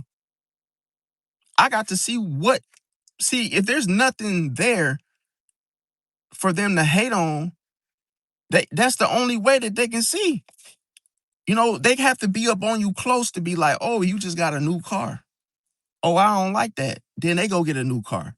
Oh, you just got a new girlfriend. Oh, now they want to go get another girlfriend to come get yours. See? So every time when there's competition, a jealous person is birthed. And they try to hide behind a fake friendship. See, you got to be careful. They'll try to hurry up and get in your circle quick. What's up, man? What's up, man? All in your face trying to slap fires with you, and they try to attach to you. But you didn't try and attach to them. They came for you. And it's all instant. They want you to slap fires. Hey, man, take my number down, man. Take my number down. Yeah, yeah, yeah, yeah. This was, and they're trying to do this quickly. So you don't see the jealousy. So you don't feel it. But the minute you get something new, oh, show that jealous friend, oh, a car you just got. They lie and say, oh, I had one of those already. Oh, I had that car already, man. I did that already. We did that and we did that in '08, bro. That's old, bro. And you like, nah, it ain't old, bro. They don't want to clap for you, so they try to find any little thing to compete, to make it seem like what you got is like the low tier. See, hey man, I already had, bro. I used to see dudes do this shit all the time, and I knew they were jealous. They would say, stupid things like, "Hey man, I had 100,000 before, man. But here's the thing, bro. I spent it though because like I had 100,000. My grandfather, I inherited it. Next thing you know, I had all the shit that I could buy, but man, I just spent that shit. I had bought all kind of clothes. I had jewelry, and they be lying, bro. They be trying to make it seem like they on your level, bro. Like you are not my equal, bro. You can I already see right through you. But they want you to sit there and listen to all that shit because they're trying to justify how they feel. See, because they hate you because I'm gonna tell you what they feel. They feel pain, bro. See, they feel pain. So when they see you succeed, that's what they feel. They feel pain inside. And this is why they can't be happy for you. See, now that's how that's the proof that you're given to know that they're fake. They're not your friend, bro.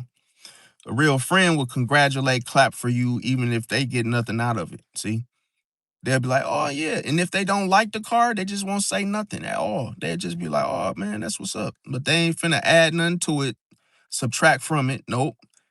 They just won't say nothing. If they don't really like that type of car that you got, they don't really, that's just an opinion of theirs, whoop-de-woo. Now, when they, see, you got to be careful. So when, when somebody is jealous of you, another thing you got to watch out for is that they copy everything you do. So if you go get a new pair of shoes, they go get a new pair of shoes. You get a new hat, they go get a new hat. You get some new glasses, earrings, or just the way you dress, they start copying you. See? And even though y'all, drive to the mall or y'all go out and do stuff, they don't have their own style. So they're copying how you look, how you dress, how you talk. They're trying to be you. See? And that's because if they can't compete with you, they try to be like you. And it's irritating because it's like you'll go get some shoes and they'll go get the same goddamn shoes. Do we want to be the damn Teletubbies? Do we want to be bananas in pajamas? I don't want to look like you. Why is you copying what I got on? But that's the thing. See, that just shows that there's a pattern. See, there's a pattern, and that pattern is hidden competition. And it starts with jealousy. And here's the thing. A person can secretly dislike you, but they can act friendly to you. See, you got to know that that's why I said being friendly is an illusion, bro. It's an illusion because nothing can make you happy, bro. You got to be happy already. See, you got to be the type of person that's like, you know what? I'm happy. I'm alive. I ain't happy because I got a car. I ain't happy. Things, material, people they cannot make you happy, bro. That's why what makes you smile might make somebody else frown. You might, I'm going to say it like this. Everything does not make everybody happy, bro. You could be happy, you know, playing beer pong or doing something, throwing darts, and that might be boring to someone else, bro. But it makes you be having so much fun. You know, you could be playing with a remote control car and somebody can not enjoy that like you do. See? But the person acts friendly. That's what you got to watch out for. So what would they do? How would you be able to notice this? They will start to throw subtle insults. It's cold-blooded.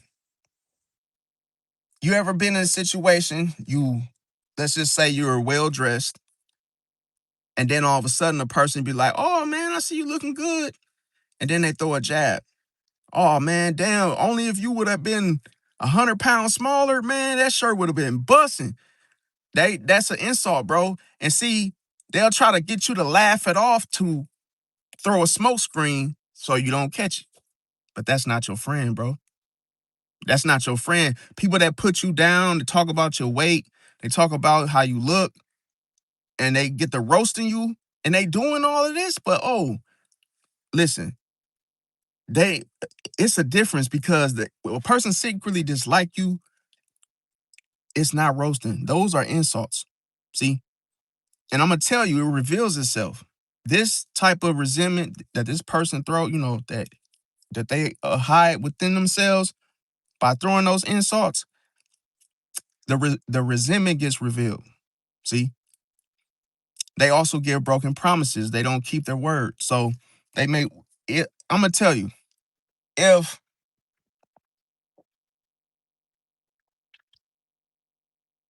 so, when I said when I said they don't keep their word, okay, so the excuses they become a routine. You can have so many people can have so many excuses to avoid accountability. Now, let's say that somebody that's like this, they'll say something like, "Oh, something came up." Well, there's always some shit coming up. That will be the same damn excuse all the time, right? And then I'm gonna tell you what it really shows is this person is not reliable. See, and that is the same thing that disappears. So you got to be careful when a person is not reliable. They don't want to be. They don't want to be. If a person would show up, I'm telling you, if they really wanted to be there, they would show up. And that applies to them being your friend, your real friend. See? Now, what you got to watch out for is financial manipulation. So you got to watch a person that's always trying to borrow money from you. You know that person in your life. It could be a friend, family member, uncle. Hey man, you got a couple dollars I can get, man. I ain't got my check, man. You know, the credit union is closed, and I hadn't had a chance to cash my check. But I got you as soon as I get my check, man. I got you, man. You think your uncle? Am I good for it? You think your uncle could hold a couple of dollars? And you like, bro. Every time you come around this uncle, now you be wanting to avoid him because you know what he finna say when he see you. See? And here's the thing. The thing is, he's always trying to borrow from you. It ain't like it's just a one time, every so many months. And here's the thing. He never pays back. Never pays back. And you like, damn, I know he got his check by now. Where's my money? He ain't paying you back. And here's the thing. If you do this to a Pisces, you get your ass instantly cut off for good. You ain't coming back. Pisces is like, yo, you didn't pay me back. I'm done here.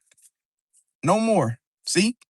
Now you got to watch out for the relationship triangles because here, these type of people will give mixed signals. So they could be talking to multiple people at once. And then all of a sudden the trust collapse. It collapses. And then it's like, there's nothing there. So you got to be careful because mixed signals are used to confuse you. 1 minute they're hot, 1 minute they're cold. See? 1 minute they care, 1 minute they don't. Now, this is the most dangerous one. People get fooled by this all the time is fake apologies. See, when somebody says that they're sorry without accountability, they ain't sorry, bro. Oh, I'm so sorry. No, they not. Bro, first off, I'm sorry is a lie, bro. You wouldn't have done it if you were sorry, bro. It's like slapping somebody in the face and then saying, I'm sorry. Oh, I didn't mean to slap you. Like, yeah, my reflexes are just getting to, I haven't had my coffee for the day. Bro, no, bro. Don't fall for that fake apology shit, bro. Because I'm going to tell you, a person will be sarcastic. They'll be like, oh, I'm sorry. I'm sorry you feel that way. They're not taking accountability for their actions. You got to watch that. And I'm going to tell you, this type of behavior creates a pattern. See, creates a pattern and they repeat it over and over and over and over and over. As long as you allow it, as long as you tolerate it, they'll keep doing it. And I'm going to tell you, why do they do this? Because of one thing, attention. So these type of people are very attention seeking, bro. See, think of this like a nuke, like a bomb. See, the drama follows them.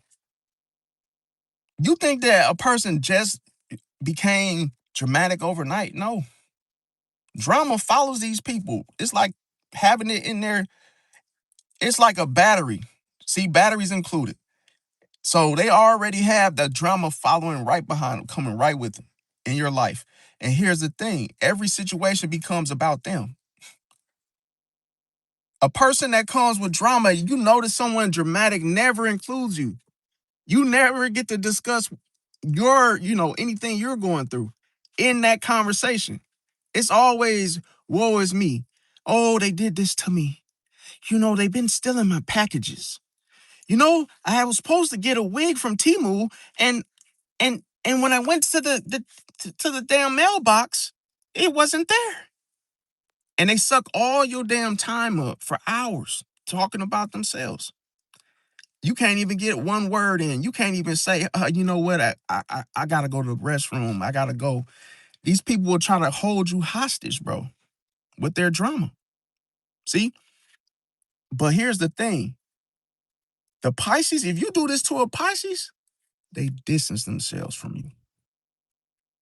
Because they see you as a negative Nancy. They see you as a trauma dumper. And they ain't falling for that. You can't trauma dump on them. Nope. These type of people they're selfish. They know what the drama that they bring, they know it wears you down mentally. So it's always, you know what they did? They did it again. They stole my packages. And I know who's doing it. You know the lady with the long red hair that I was telling you about? Yeah, I know she's been tiptoeing back in my office, taking my shit. So you know what I'm gonna do? I'm gonna put an empty box in there and I'm gonna fill it up with some shit because I got something for her. And you won't believe this because this is like the umpteenth time. And you sitting up there just suffering. Oh, really? Oh, okay, for real. Yeah, that's messed up. Yeah, and then they keep going. Then they add more shit. And another thing, you know, I went to Woodman's and I bought a freaking dozen full of chocolate chip cookies. And I left my window open. And I know they're crawling through my window and taking my cookies. And you're like, who? The squirrels. Yeah, you wouldn't believe it. Yeah, they're coming in. I know it. Because I saw one yesterday and I know it was his ass. I know his cousin. I know his cousin is taking my goddamn cookies. And you're sitting there just suffering. Damn.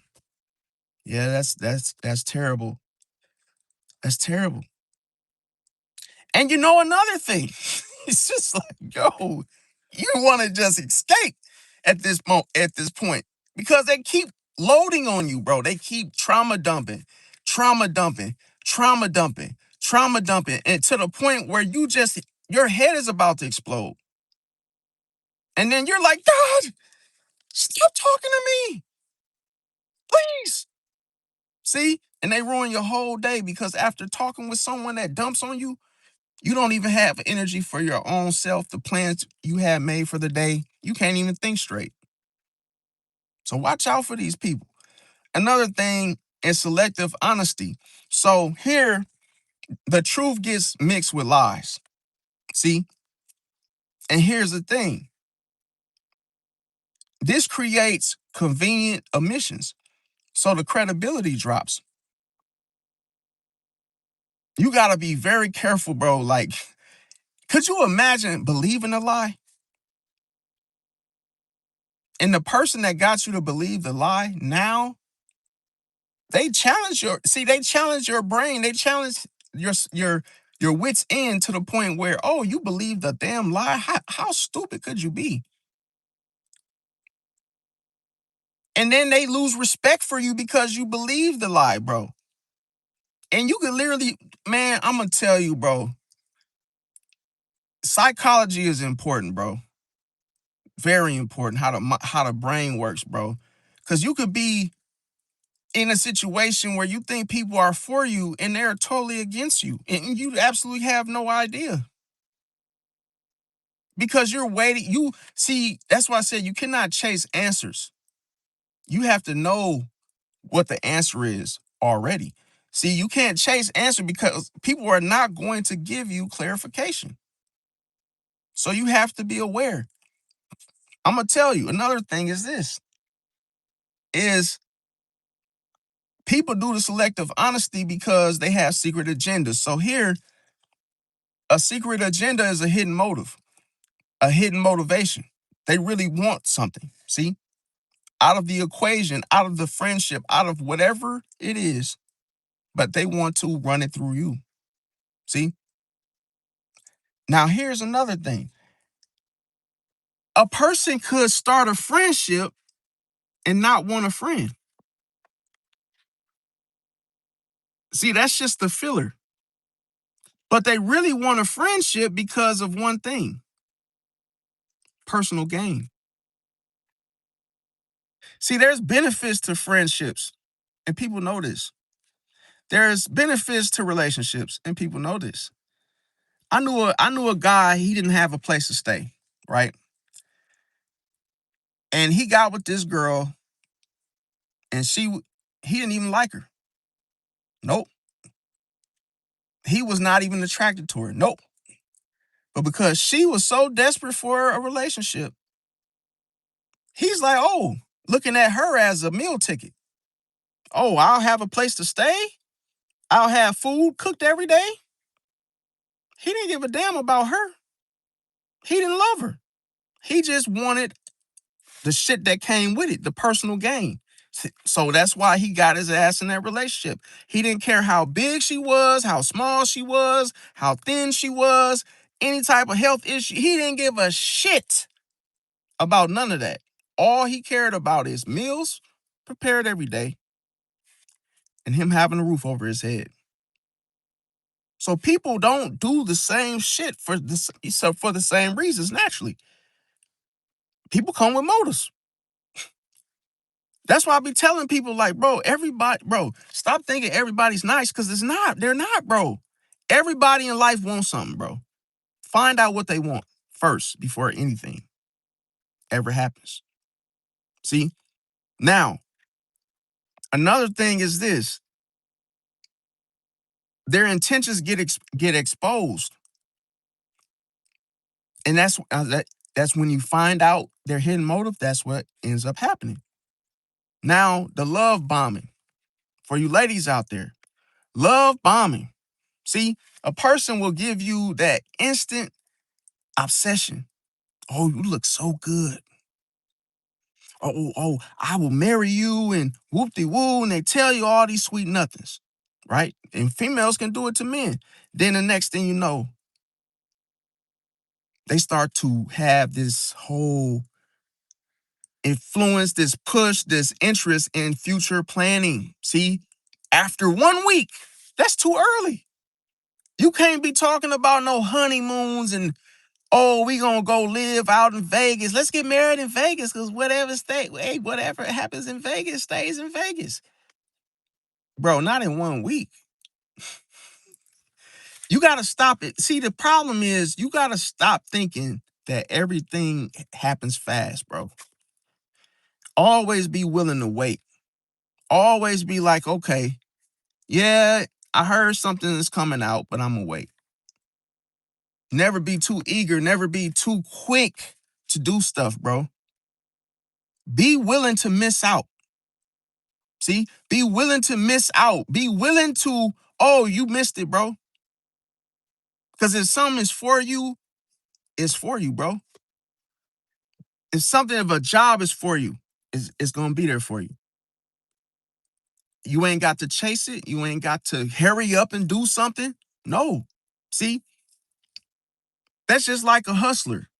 He is trying to sell you whatever it may be, socks, t-shirts. And he tells you 3 for the $5, only doing this right now. So he's rushing you, not trying to give you a chance to think if this is even worth it.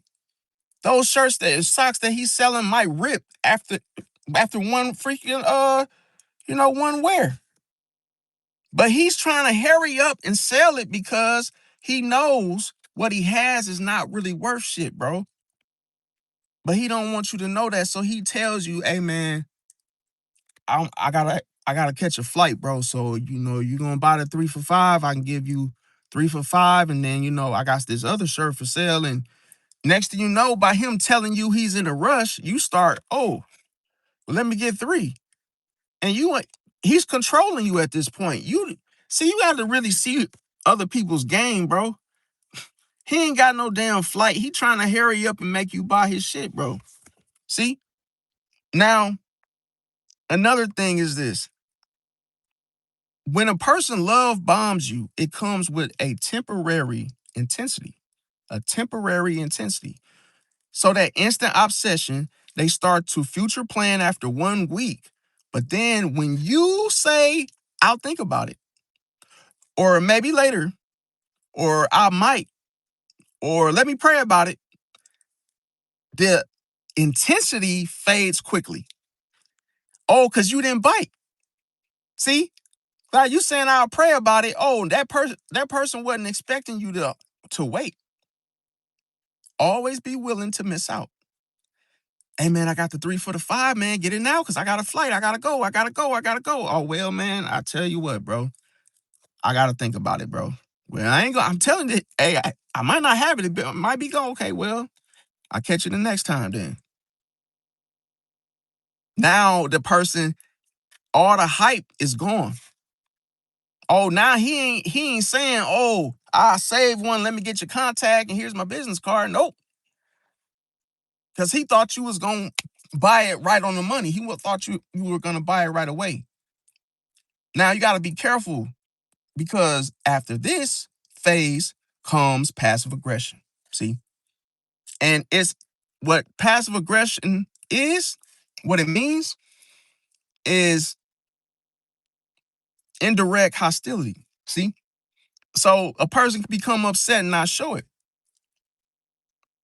And a lot of times you got to be careful because people get intimidated by this. And they might start to give you snide comments afterwards. They might start to, give you backhanded compliments. Oh, I like that hat, man, but you know what?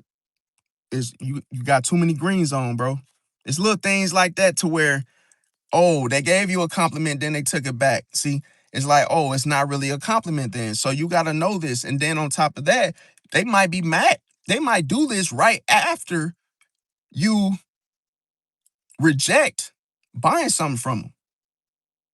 See, when people get upset, then they start trying to, oh, now they want to say little backhanded compliments now. See, they reveal themselves because you said no.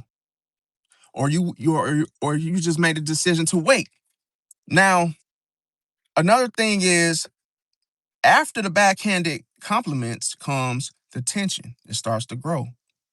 See? So all you're really dealing with is a person that's angry, but they're inwardly angry. See? Now, the next thing you gotta watch out for is the silent resentment. So this could be control where the person might feel like, oh, I'm not speaking to you. See? So they never speak up. And then all of a sudden, issues they start to pile up internally. And then what happens is this creates a sudden explosion. So let's just say your husband wants to cheat on you, right? And he's hoping you got to work, or he's hoping that, you'll leave the house and go hang with your homegirls or whatever for the weekend. Only to find out you called off or you had off. See? Or you switch your schedule. And now he can't get with that girl that he's trying to, creep with. So he gets pissed about it. But he does it, he holds it inwardly. See? You can't see it on the outside in plain sight. So what he does is he holds silent resentment against you. So now, as he's bottling up everything, eventually he's going to explode. That could be from him breaking something in the house. He could do something to your things, and it's because he's holding this silent resentment. Now you got to be careful. Another thing you got to watch out for when things fell off. And Pisces would know it, is social climbing. See, when people social climb, they start to use people as ladders. Think of Jacob's ladder. And the thing about it is they only value status. See? So when a person is like this, it could be someone that only wants to work somewhere where, they're with the boss or they have a higher up, tier position. And see here, it could be the relationship becomes transactional. Oh, they want something. It's like, oh yeah, I want something more. I want, the person start, trying to climb that social ladder. Now, another thing is a person can use information against you. Now here, this is when personal secrets are shared. And then they start to weaponize it later. Even if it's a lie. So here the trust gets what? Destroyed. Another thing you gotta watch out for, which is obvious, is fake loyalty. And here, this type of person is loyal only when it's convenient for them. And when it comes to a hard time, they vanish. But here's the thing, you do this to a Pisces, they're gonna remember all of that. See? They ain't gonna forget it. Now, if a person is testing your boundaries, then they will start to disrespect you. And they'll do it. I'm gonna tell you, they'll do it in a small way, a small form. So if a person just subtly just start disrespecting you, they're testing your boundaries. They're trying to see what you're gonna do. They might cut you off. They might call you some type of name, a word. They might, they'll start to poke you and try to see if, try to see what you're gonna do about it. So it'll start with small disrespect, and then what this person would do is they will repeatedly push your limits. See? And I'm gonna tell you, they'll keep doing this until the access is removed.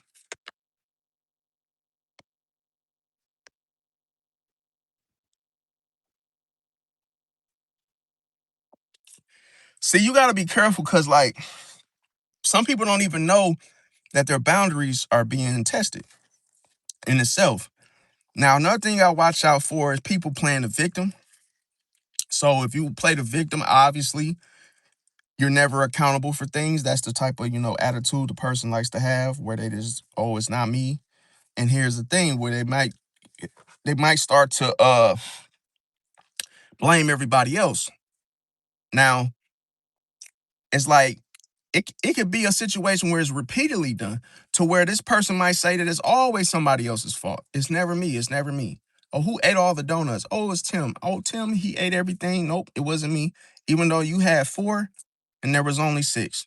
Tim ate two, you ate four, but you ate most of them. I remember one time, it was the Virgo's birthday. It was his birthday at the job, and they had food, right? Now, remember I said, when you tell Pisces, oh man, go in there, man. Yeah, yeah, bro. Go in there and, you get whatever you like, whatever, boom. You don't set limits. So you don't say, oh, you can have four, you can have two. If you don't do that, that Pisces might go in there and eat that whole goddamn cake. And see, here's the thing. How do I know this? Because I did it. And I know y'all gonna say, yeah, I'm your big ass or always eating. You went, I know your ass didn't eat that whole goddamn cake. Well, over a 3-day period. So it was a birthday. I'm like, damn, it's a lot of damn cake left over. So I go in there, get my plate. And, I'm like, okay, cut a big ass piece. And I'm in there eating that cake up, all the little pizza that was left over. I'm in there just pigging out. Gluttony, just eating and I ain't even hungry. Next thing you know, this is the fun. It's not funny, but it's just why I say you have to set limits. When you offer something, you must offer and say, you can have one, but one. And hey, if it's two, say it. Don't say, oh yeah, you can go in there, have whatever you like. Because if you do that, people are gonna hold you to that. Because as they're going, I'm gonna tell you, as they're fixing themselves a plate, they're gonna even, it's word of mouth. They're gonna tell the other person that's getting a plate, oh man, damn, this get whatever you want, man. So y'all in there just filling up them plates, right? Boom. Now, I pigged out, I ate, right? The next day, what do you think happened? Morning shift came, and this is what they said. Who ate all the fucking cake?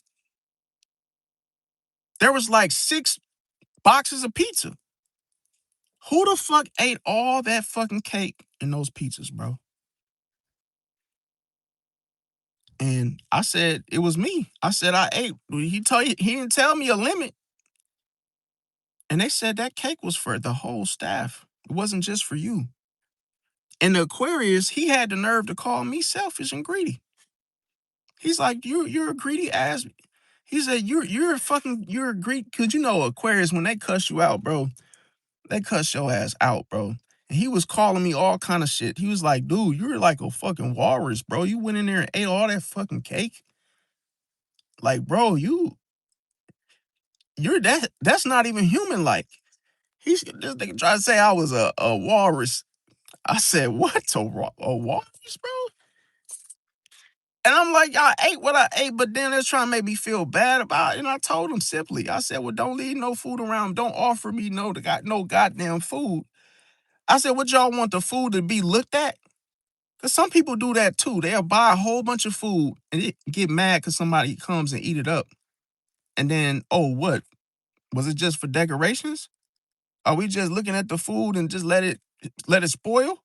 Because I didn't seen that happen where it could be a big, large cake for an event, right? And then nobody eats it. And it sits and sits and sits in the fridge, and guess what? It goes bad. And then when you're throwing all that cake away, you like, damn, somebody could have ate that, bro. But it's always crazy how when you eat up something, it gets recognized. Somebody notices it, see? And then they want to bring it to your attention because they don't like you. See, people will fuss. I'm telling you, I've seen this happen. If they like the person, oh man, you were hungry. I see, man, you got down, man. Damn, I see you wasn't playing, right? But if it's somebody they don't really care for, oh, you're a fucking walrus. Oh yeah, you greedy mother sucking. It's like, oh, you get called all these names. It's like, damn, man. You didn't tell me, in specifics. Hey, only have one, four, whatever. It's weird. I know, right? Now, here's another thing. If a person played a victim, as I mentioned, it's always someone else's fault and it becomes obvious. See? Because you can see it. Now, you got to watch out for gossip networks because here, word of mouth and with information gets spread quickly. And those private conversations that people have, they become public. So the outcome is the source identifies itself. So that's why I say you could tell who's talking about you just by the information that's spread. If you know it includes you or you knew you were there, you got to watch this, man, because these people are, you know what the craziest thing is? It's like people are little small organizations in such a way. Because it's like these gossip networks is like a bunch of people that just run their mouth about other people behind their backs. See? Now, another thing you got to watch out for is emotional manipulation. And to dig deeper, this is when guilt gets used as leverage. See? And I'm going to tell you something. People will say, after all I done for you, you got to watch that shit. That's the start of emotional manipulation. After all I done for you, well, I've been the only one. Or I was the only one that was here for you when everybody was against you. See? And here's the thing. If you do this to a Pisces, you're done. You're cooked. A Pisces will disconnect instantly if you try to use this. I'm going to tell you why, because a Pisces, they trust in consistency. So as I said, to dig deeper, actions don't match the words. And if a person says they're loyal but acts shady, which one are you going to believe? Because in that suspicion in itself is confirmed. Your actions speak louder than your words. Now, another thing is when a story or situation is missing details. So here, the important facts are left out on purpose. So those half truths of what you know, then all of a sudden, it's like the full story unfolds. And it's like, damn, now I get all the details as I begin to research this situation because the person left all the facts out. Now, if a person avoids questions, they will dodge the direct questions. Well, they might put it like this. A person might say, well, where were you? And the person will just simply just dodge it. They're not going to say I was at such and such house. They'll be like, oh, I went to answer the doorbell. Let's say something dumb just to avoid the question. Now, I'm going to tell you something. When a person tries to change the subject, when you ask them a question, they don't answer the question and they try to change the subject, this shows you the red flag. See? And I'm going to tell you why did they do this? Because once the topic changes, that's when the hidden truth reveals itself. It's right there in plain sight. It's nearby. As soon as somebody changed the subject, that means you were getting close to something. They didn't want you to find out. You were right there. You were on the money. So it's like, hey, what? So let's say you confront someone, right? And you're like, I saw on camera, you guys taking the copper from the warehouse. And then the topic changes. Man, I gotta go to the restroom. And you're like, wait a minute. Nope. See? Because they stole it. But they don't want to talk about it. See, anytime somebody don't want to talk about it, they did it, bro. They're guilty. Don't. That's why I said stop chasing answers. They don't want to talk about what they did, any type of disloyalty, any type of. So it's like, oh man, did you cheat on me? You ask your girl that, and she's like, I gotta go. I gotta do my hair. They just avoid and don't want to answer it. They're guilty. Simple as that. Now, Another thing you got to watch out for is strange coincidences. If it's the same issue that just keep repeating itself, red flag. See, a person that's always around drama, they never have peace, bro. That's not a coincidence. See, that's a pattern. And here's another thing. If a person gives you that unnatural friendliness, don't trust it. I'm going to tell you what to watch out for to know this. If a person is too friendly too fast, bro, never trust it, bro. Too friendly too fast, bro. You just met them and they friendly, don't trust it. Because this is the person that's going to report you, tell on you, slander you, watch you, stalk you. Is that person that's coming off friendly too fast. And here's the thing, they will start to overshare immediately. Y'all don't even know each other. Think of the person on the job that's too friendly too fast.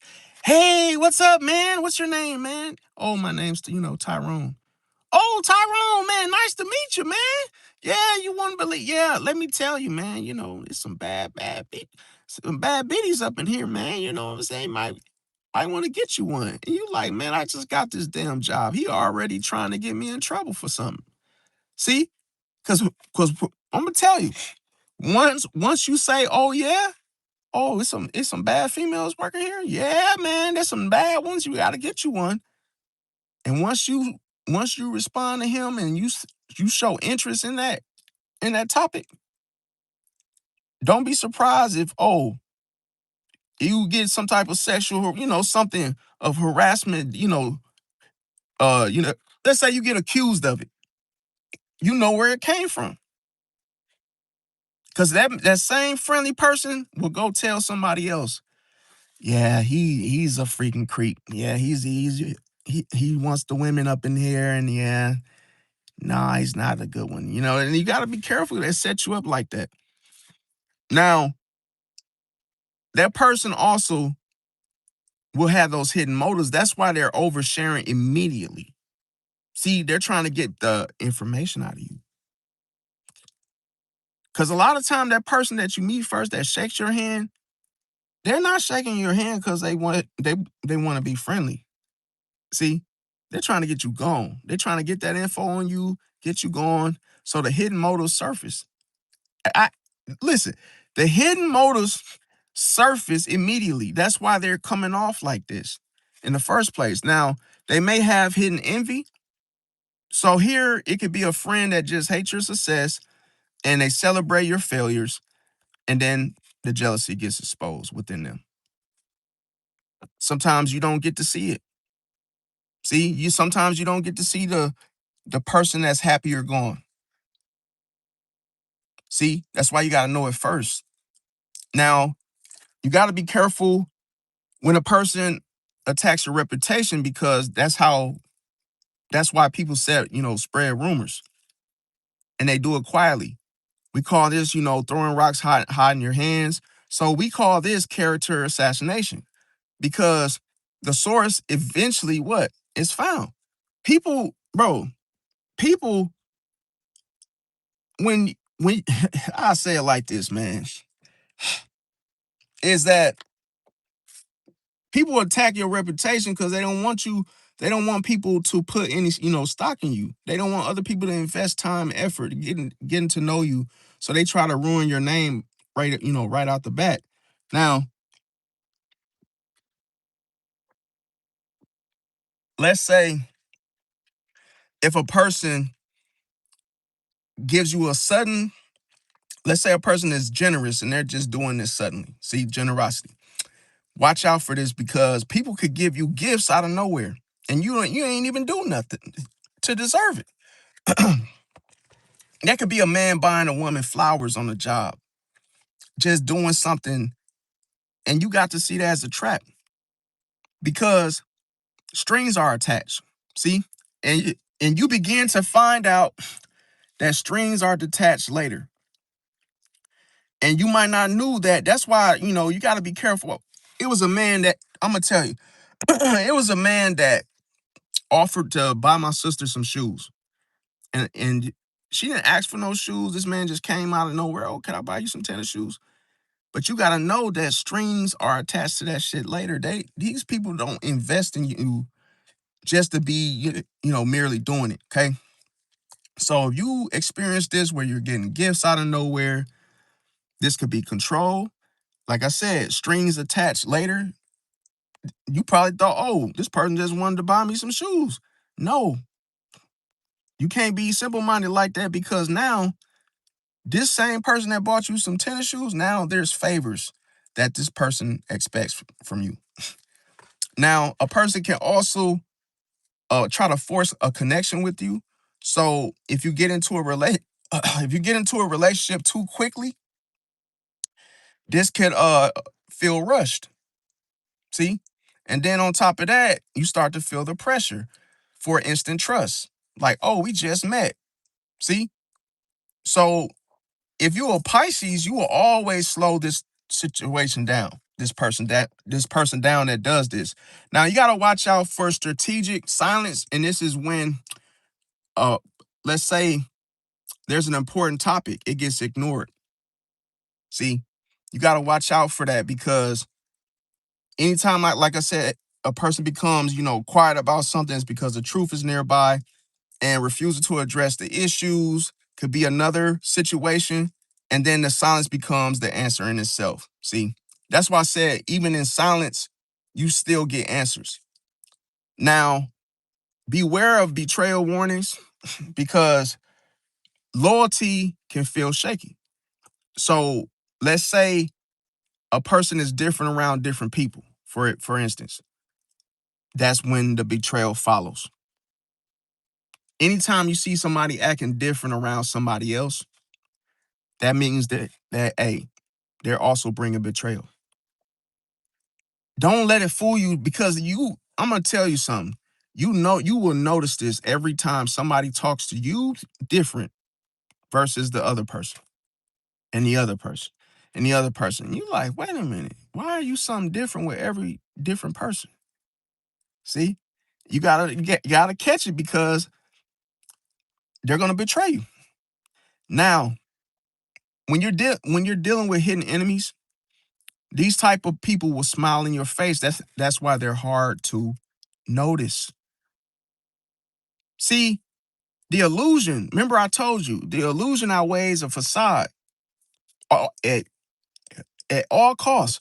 And see, the illusion is what you see in regards to expression. See, of another person. So that's why a person can literally look at you and smile. And what would you see if a person does this? You would think that this person, oh, they don't mean me. They're not a threat, because they're smiling. See? And then on top of that, they can oppose you privately. It's cold blooded. They can see how two-faced that is, and then the outcome is the mask falls. The mask gonna fall anyway. Welcome everybody that just came in. Like I say, I'm gonna just finish this. Like I said, then I answer the questions, afterwards as we go along. I'll start losing my voice a little bit though, but I'm gonna continue. Now, another thing is that the mask falls anyway. See, because it's not their real expression anyway. But just know that hidden enemies, they always smile first. Hidden enemies do not never want you to see their real expression. See, because it opposes you. It's cold blooded. Now, secret competition on a deeper level is the fact that everything becomes a competition. It's not just one thing or, two things. It's everything. So this person always is trying to one up you. See? And then all of a sudden, later on, their true motive gets revealed regarding you. See? Now, you got to watch out for false promises, because here a person could be a big talker, no action. See? So the credibility is gone. Without credibility, there is no promise. Okay. Now, if a person is an energy vampire, this type of person, on every interaction, they drain you. So every time you interact with a energy vampire, their goal is to drain you every time. See, and what I'm gonna tell you, if a person constantly keeps telling you negative shit, every time you talk to them, they got something negative to tell you. It's like, yo, how's your day going? Oh, well, not so good. Yeah, they're trying to reconstruct the parking lot, and guess what? My truck won't start. And somebody helped me. They gave me a jump, and it still wouldn't start. And it's like you talk to them later on, it's some more shit, and you talk to them later on, some more shit, and it's all negative. See, and this type of stuff puts a damper on your spirit. You start feeling depressed over them telling you all this negative shit. See, that's why you're supposed to focus on the positive shit. Stop looking at what's going wrong and start looking at what's going right. See? Acknowledge the things that's going right for you. That in itself keeps you motivated, keeps you going. See? So stop focusing on the negative stuff. Now, if somebody's an opportunist, you got to be careful with this because they're only around, for success. They're only around during success. And on top of that, they disappear during struggles. See? So here, their intentions are exposed. Now, be careful of manipulative friendships because, like I said, on a deeper level, the friendship will feel conditional. See, these type of friends are only friends with you on certain conditions. So the support, it only comes with what? Control. See, you can have bossy friends that act like this. They're always trying to tell you what to do, where to go, how to be. If you guys go to a club, they're trying to tell you what to wear. See? And another thing, if this happens to a Pisces, they're gone. They leave the whole situation. Now, in regards to relationship red flags, here, a person in a relationship. Now, watch this. This is important because I'm telling you, if you get into a relationship with someone, right? And I'm gonna tell you, the red flags you gotta watch out for is if you're in a relationship with somebody and they start telling small lies early, leave that shit. Do not let it slide, bro. I'm gonna tell you why. If you catch the person you're talking to lying, let them go. Let them go. Why would you trust somebody that's lying to you? And y'all supposed to be together.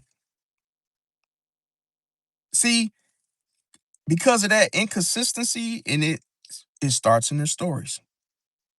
Y'all having dinner together, and this person just telling lies. What else would they lie about? Right. See? And if you do not get rid of them sooner, what will happen? Bigger issues later. Because you cannot let it, listen, when it's a serious situation in that dynamic of a relationship, and that person is having dinner with you and they're telling lies about, making up stories and, oh, yeah, this and this. And I make, 70,000 a year and I make six figures and they just lying. Bro, that would be the same person that would cheat on you. Don't even let those lies slide, bro. Don't laugh it off, think it's funny, because it's not funny, bro. It's very serious. Now, if a person shows fake concern, it's almost like this. The concern in itself is actually curiosity. So here, if a person is fishing for information, then the information gets used elsewhere. See, you got to be careful. It's an arsenal of different ways that people get people. But see, Pisces be feeling with something off, and everything of which I'm mentioning, Pisces be catching on to everything, bro. A lot of this shit will fool somebody else, but with Pisces, no. See, because these are illusions, bro. They're illusions. People would think, oh, you really care about me when you showing fake concern. Oh, and I'm gonna tell you, the next one is quiet sabotage. Now, a person could pretend to help you. Oh, I'll help you move. Oh, I'll help you do this. Oh, I'll help you. And then they give bad advice intentionally. See, a person could give you bad advice and they can be doing it on purpose. I knew a person that okay. This is crazy because this pisses me off just by me just thinking about this. I knew a person that was asking someone what they should do about their job. And you know what this dude told him? Quit. He said, quit, man. Just quit. Don't even, don't even deal with that shit. Just quit. Now, this man had kids, he had bills, and he didn't have another job lined up. And him being down, emotionally depressed, you know what he did? He listened to him. He did not know that guy didn't like him. Could you, bro, it hurts my heart that people will literally ask somebody that is an enemy, but appears to care for you. Oh, you think that person that talks to you is your friend and gives you bad advice on purpose, and you listen to him. You're like, yo, what should I do? I really don't know what to do, and this is happening, and and that person, that snake, tells you, oh, yeah, man, if I were you, I wouldn't put up with that shit. I'll quit. And you're like, oh, really? Yeah, man, don't put up with that shit, bro. And you literally looking at this man and you forget you got mouths to feed at home. You got bills. You got a wife. No job lined up. And you let this just dude that you don't know that don't give a shit about you tell you to quit. Bro, he quit. Came and guess what? Came home, told his wife, and his wife left him. So he took a L twice. Bro, when you curious, that's the worst thing you could do. Curiosity killed the cat, bro. You cannot go and ask anybody shit. You can't. See, if you going through some shit on your job, man, endure, bro. Get through the shit. Pray. Don't go ask some random dude, oh, what he think you should do. That's dumb. Because you gonna find out the hard way. That person don't give a shit about you. He'll smile in your face and tell you, oh, just jump off a bridge, bro. And I'll catch you on the way down. Bro, that person don't care about you. They'll tell you anything, bro. See? So when a person quietly, when a person, put it like this, if a person just uses quiet sabotage, you don't even see it coming because a person will literally talk to you as if y'all are cool. Like, oh, it could be a friend that always listen to you, and you think, oh man, I always bounce things off to this person, and now it's like, oh, you feel comfortable enough to ask this person, what do they think? That's the worst thing, bro. And now I'm gonna tell y'all, okay, that we done all fell for this, bro. It ain't like I done fell for things too, but then I learned my lesson. See, I learned my lesson, what to do, what not to do, because, bro, people will fool you, bro. You gotta know things. It's almost like you can't even trust asking people stuff all the time. Okay, you can't trust asking people. And now I'm gonna tell y'all about the sudden sabotage, and I'm gonna tell you, is that let me see. See, trust is a big thing that why people, man, listen, trust, if you see, everybody care about respect, bro, but you really should care about trust, bro. You can't trust everybody. And see, when a person pretends to help you and give you bad advice intentionally to hurt you and to cause you failure, and I'm gonna tell you what a Pisces would do. A Pisces would eventually connect the dots and permanently change how they deal with that person. Because this type of person is like a silent nuke. It's like a silent bomb, something that sneak up on you, mean you no good, you accept it, you believe it, and then boom. See? So watch out for this, because I'm gonna tell you, sometimes a Pisces doesn't always know exactly what's wrong, but they always know when something feels wrong. See? And most people make the mistake of ignoring the feeling that they feel. When something feels off, and then all of a sudden, until reality proves it. See? Once reality proves the feeling was right, then it's too late. Because Pisces will feel something first and feel that it feels wrong, and then they will remove the access, and then the very thing of what they felt comes out later. The reality of it. Yup. A Pisces would be like, damn, you look like you would try to rob me, bro, if you had the chance. So a Pisces cut that person off, and then they rob somebody else. See, like I told you. See, I told you. I knew it. I knew it. I knew it.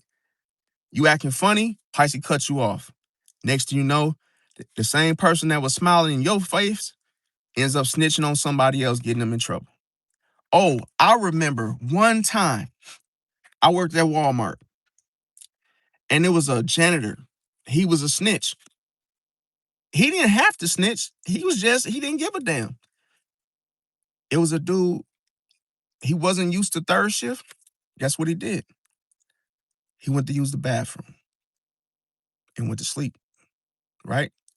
The janitor dude, he knew that people were always going to sleep on third shift in the bathroom. He purposely went in there knowing that dude, he was watching that dude the whole night. He knew he was tired. He went in there, bro, got that dude fired, bro, for sleeping. That's that quiet sabotage that I'm speaking of. Quiet sabotage. He knew the dude was tired. He had been following him, bro. He was following him, checking on him, doing that fake ass shit with, what's up, man? And he knew he was tired, bro. People will that's how people set you up, bro. They'll get you, bro. You'll think that, oh man, what's up, bro? And you talking to them and they see you sleepy. Oh, they gonna keep their eyes on you because they know what's the next. Oh yeah, you finna get going.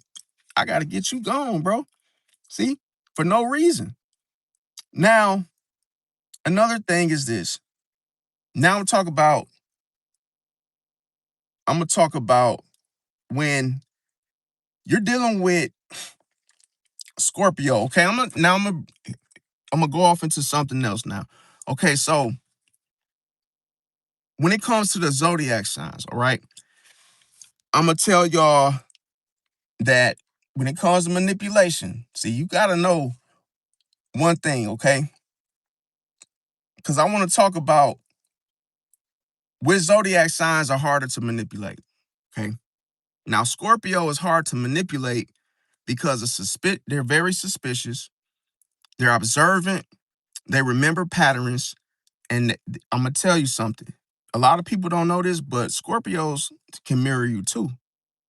Yes. And see, the mirror effect here is the fact that people oftentimes reveal their motives to Scorpio, trying to gain Scorpio's trust. It's cold blooded. See, and it's dangerous. I'm gonna tell you, if Scorpio mirrors you, is much more dangerous because they get you in the worst way. See, Pisces see you and they give it back to you. See, but when they come to Scorpio, how they give it back, it stings. See, now with Capricorn, they're hard to manipulate because they're practical. Now the outcome, I'm gonna tell you, with the outcome, they're very focused. They have this type of focusness that, think of it, if they can hide and bury themselves and work like that and become what, unbothered, unaffected, that should tell you something. And I'm gonna tell you, a lot of times they can expose who's serious and who is all talk. That's why they're very, you see, they're hard to manipulate. Now with Aquarius, I'm gonna tell you, they're hard to manipulate because they're emotionally detached during decisions. See? So this means that an Aquarius can help you and not like you at the same goddamn time. See? They can hate you as well and help you at the same time. So no matter what decision they make, they can be emotionally detached while, being decisive. Now, another thing I watch out for with Aquarius is that they expose people seeking emotional control. So that's the thing. A lot of people think they can affect a Aquarius with emotions, but you can't. You cannot control them emotionally, bro. Now, when it comes to Virgo, they're hard to manipulate because they analyze the details. And see, they end up revealing the inconsistencies and contradictions. That's why they question everything you say, and they're very protective of themselves and others. And I'm gonna tell you, if you get into it with a Virgo, they're not going to forgive you, bro. It's not like, oh, we're cool now. Nope. If you mess over them one time, they're done. Like,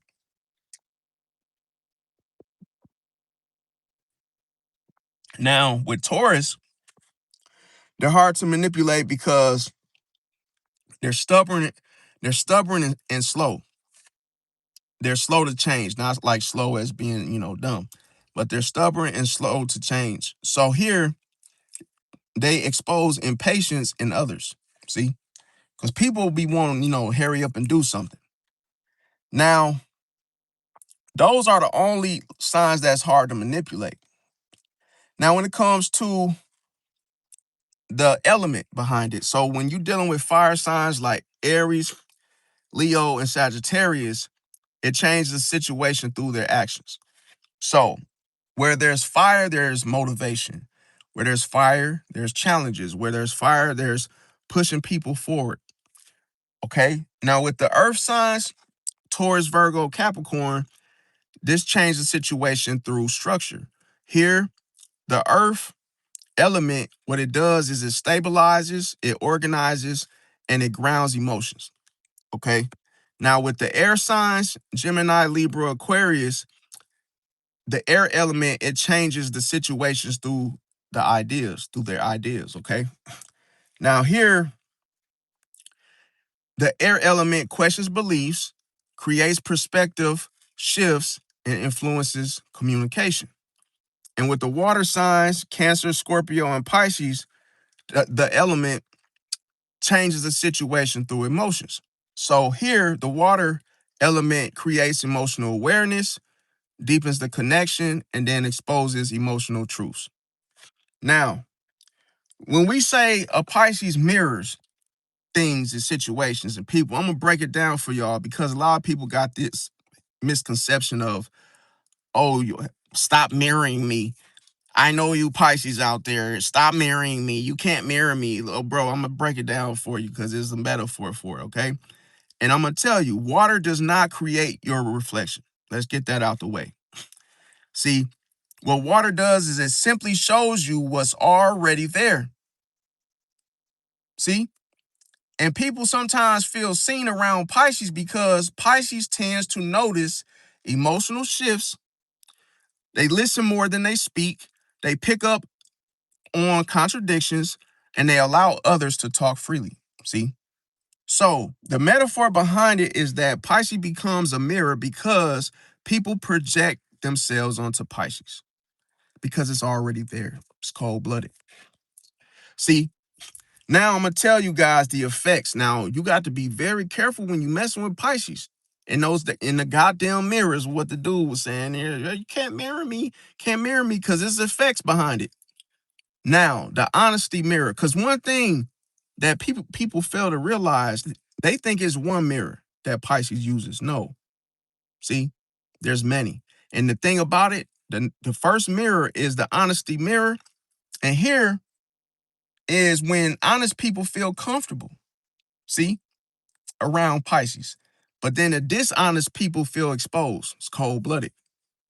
Not everything of which the Pisces mirrors is considered one or the other. Good, just one thing, just good people or just honest people. No, it's both honest and dishonest people.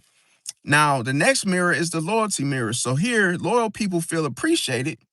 Disloyal people become nervous around Pisces. Now, when it comes to the next mirror is the patience mirror. And here, patient people relax. Impatient people reveal themselves. See? Now, the ego mirror, it humbles people in regards to the connection. I'm going to tell you, humble people connect to Pisces. That's why a lot of times when you're around people, two things happen. See?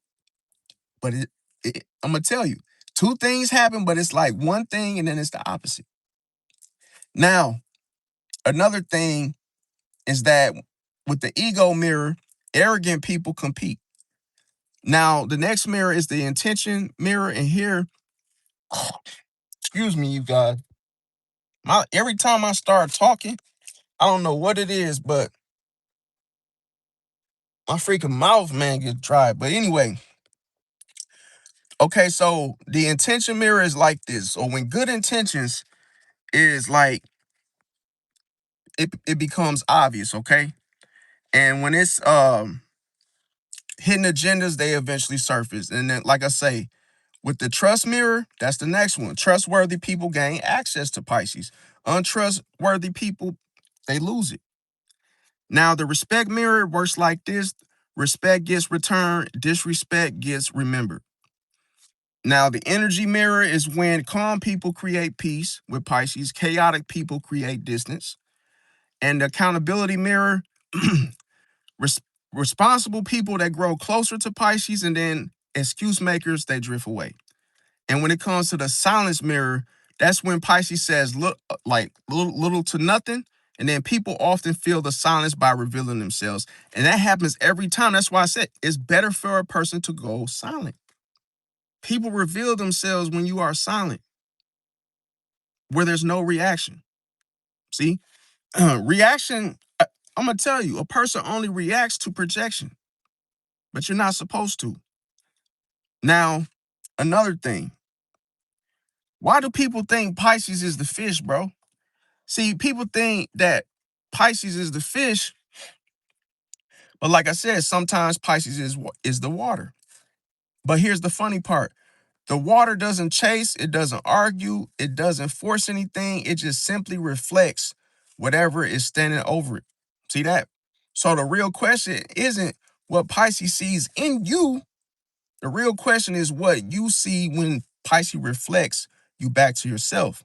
See, a lot of people don't know that. So what I'm going to discuss here is that there was a subscriber that asked me to do a video about all the different rising signs that go with Pisces. Okay, so if you are Pisces and you have Aries rising, okay. So this video, like I say, this live segment, I'm doing this for the subscribers. So here you go. With the Aquarius, I mean, not that I said Aquarius, with the Aries is being a rising for a Pisces. Well, this is a gift, okay? Because when you wait, let me go back because I think I'm reading. Okay, I got my notes set a certain way. Let me say this in a certain. Okay. So yeah, okay, I see what I was doing. All right, so I said this wrong, so let me go back. That's why it's better to have notes because you will like screw up some shit. Okay, but now, So if you let me see something. Give me 1 second, you guys. Give me 1 second. Let me see. I gotta scroll through something real quick because I think I let me put my let me see. I think it's this. There we go. There we go. Give me 1 moment, you guys.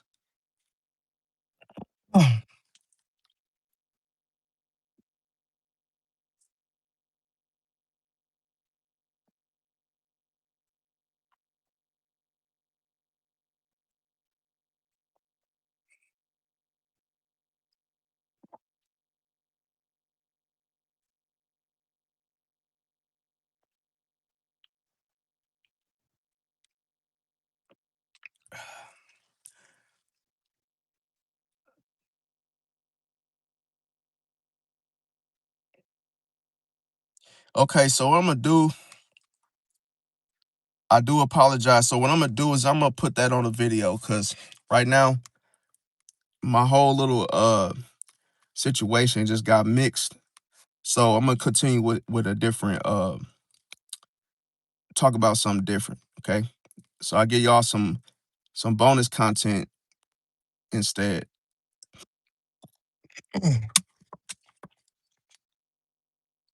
Cause I made a little mistake. So yeah, as me, I'm not gonna give y'all nothing that, like I say, I'm gonna give y'all the real deal. So like I say, with me, I don't just, what I'm saying, throw up no slop or anything. I give y'all the facts. So I'm gonna continue on. Give me 1 moment. I appreciate y'all still there. Okay, let me see here.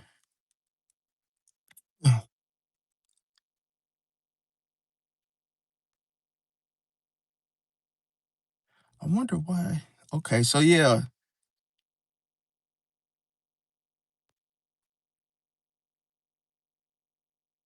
All right, so okay, here we go.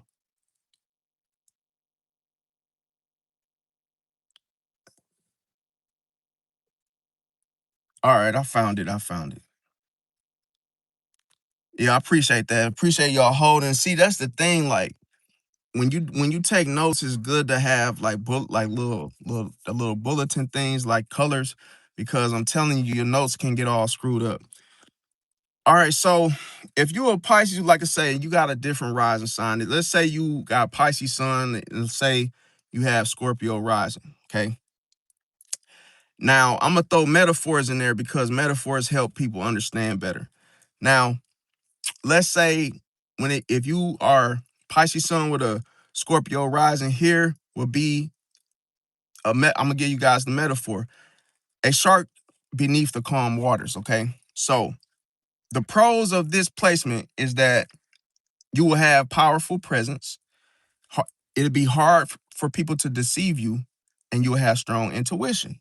Now, the cons of this placement are trust issues, or you could be the type of person to hold grudges, or you could just simply be secretive. So, I'm gonna give y'all an example. Let's say people think that they're friendly until they realize they remember everything. Okay, so it's like this: people could think they're friendly, but then all of a sudden, until they realize they remember everything. So that's why you got to be careful, because if a person got Scorpio rising, it's very hard for people to fool them. But at the same time, they don't really let people get close to them, because it's like one thing about Scorpio rising. I have Scorpio rising, so I can attest that, yeah, I don't trust a lot of shit. I don't trust people, like I say, to a certain extent, but I never really trust people with certain things or certain information, because it could be weaponized, used against you. Now, it's like when people think they're friendly until they realize that they remember everything, that just tell you right there. So you got to be careful. Like I say, that's why I give y'all the good and the bad, the cons and the pros. Now, if you have a Pisces sun, if you are a Pisces sun with Capricorn rising, this metaphor that I'm gonna give y'all is that ocean water frozen into frozen into ice. So here, the pros of this is that you could be somebody that's disciplined, responsible, goal oriented. And now the cons is you could be emotionally guarded. You could be the type that have, workaholic tendencies. And I'm gonna tell you, example of this would be feeling deeply but rarely showing it.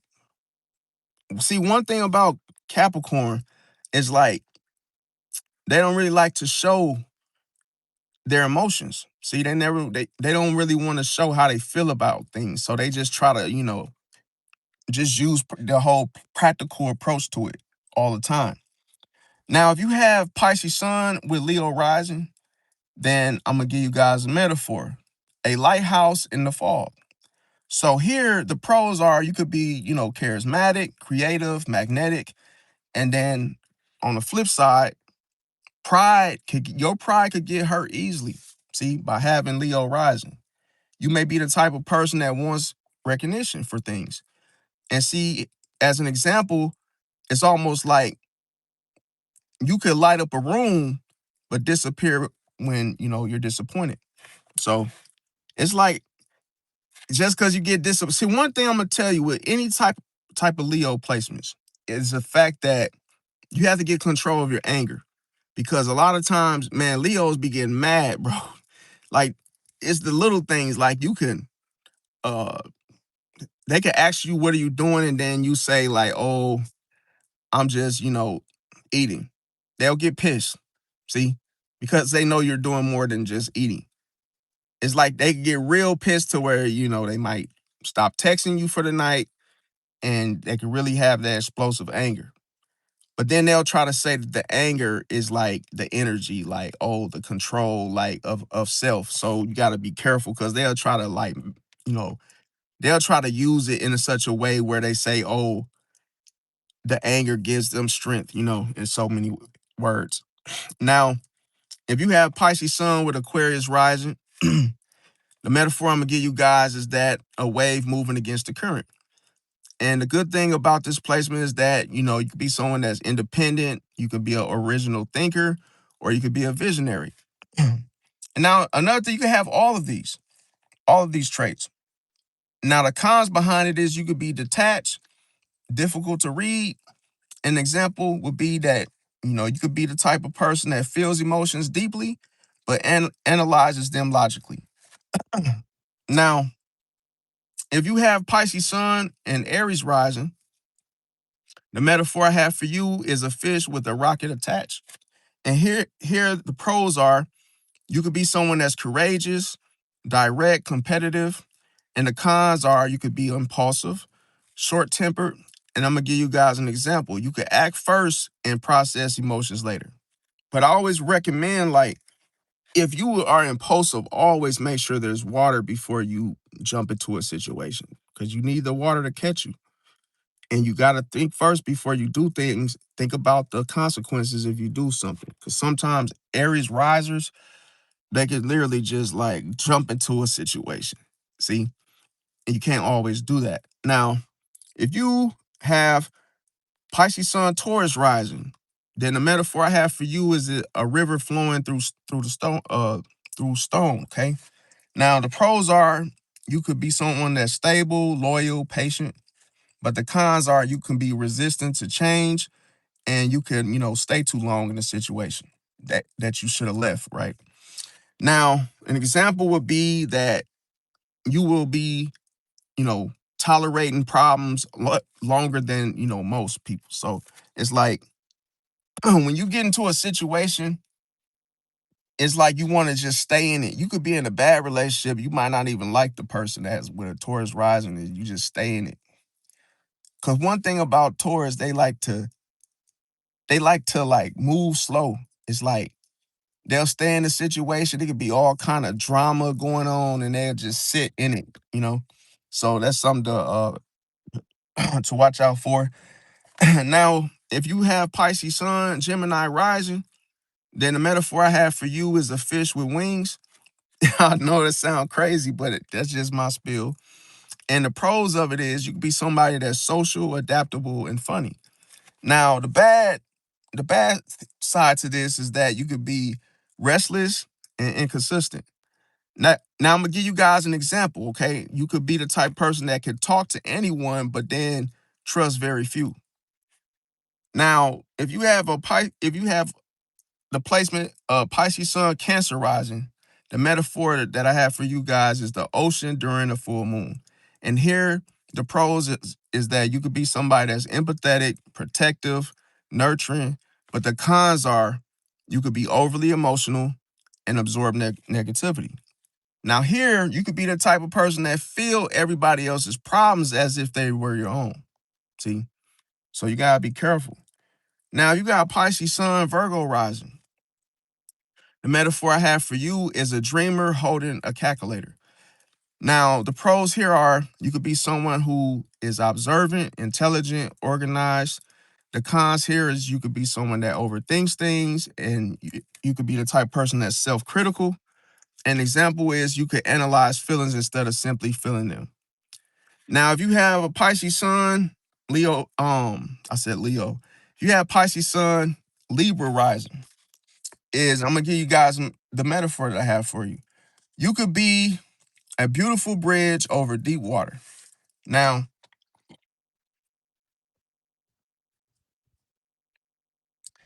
now, the pros is you could be someone that's charming, diplomatic, attractive, and then the cons are you could be the type of person that avoids conflict, people pleasing, and the example that I'm gonna give y'all is that you could be the type of person that keeps the peace until you've had enough.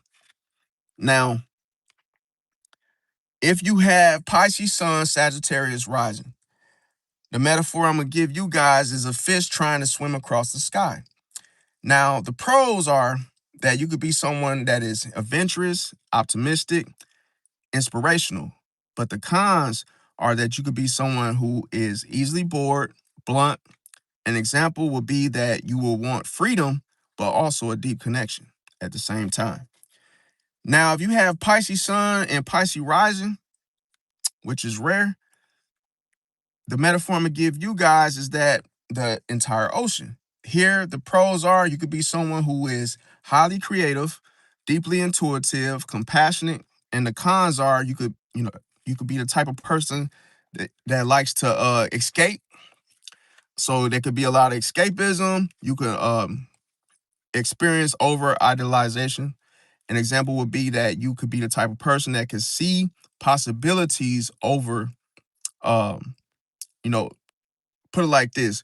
You can see possibilities that other people never notice. Now, I'm going to tell you something, and that is the fact that most people, I'm going to say this. If you want to look at put it like this, the best in the ranking of all of this, okay? Like which uh placement is the most powerful, okay? And I'm going to tell you the most powerful placement is Scorpio rising. See? Then number 2 is Capricorn rising. Number 3 is Leo rising. Number 4 is Aquarius rising. And 5 is Aries rising.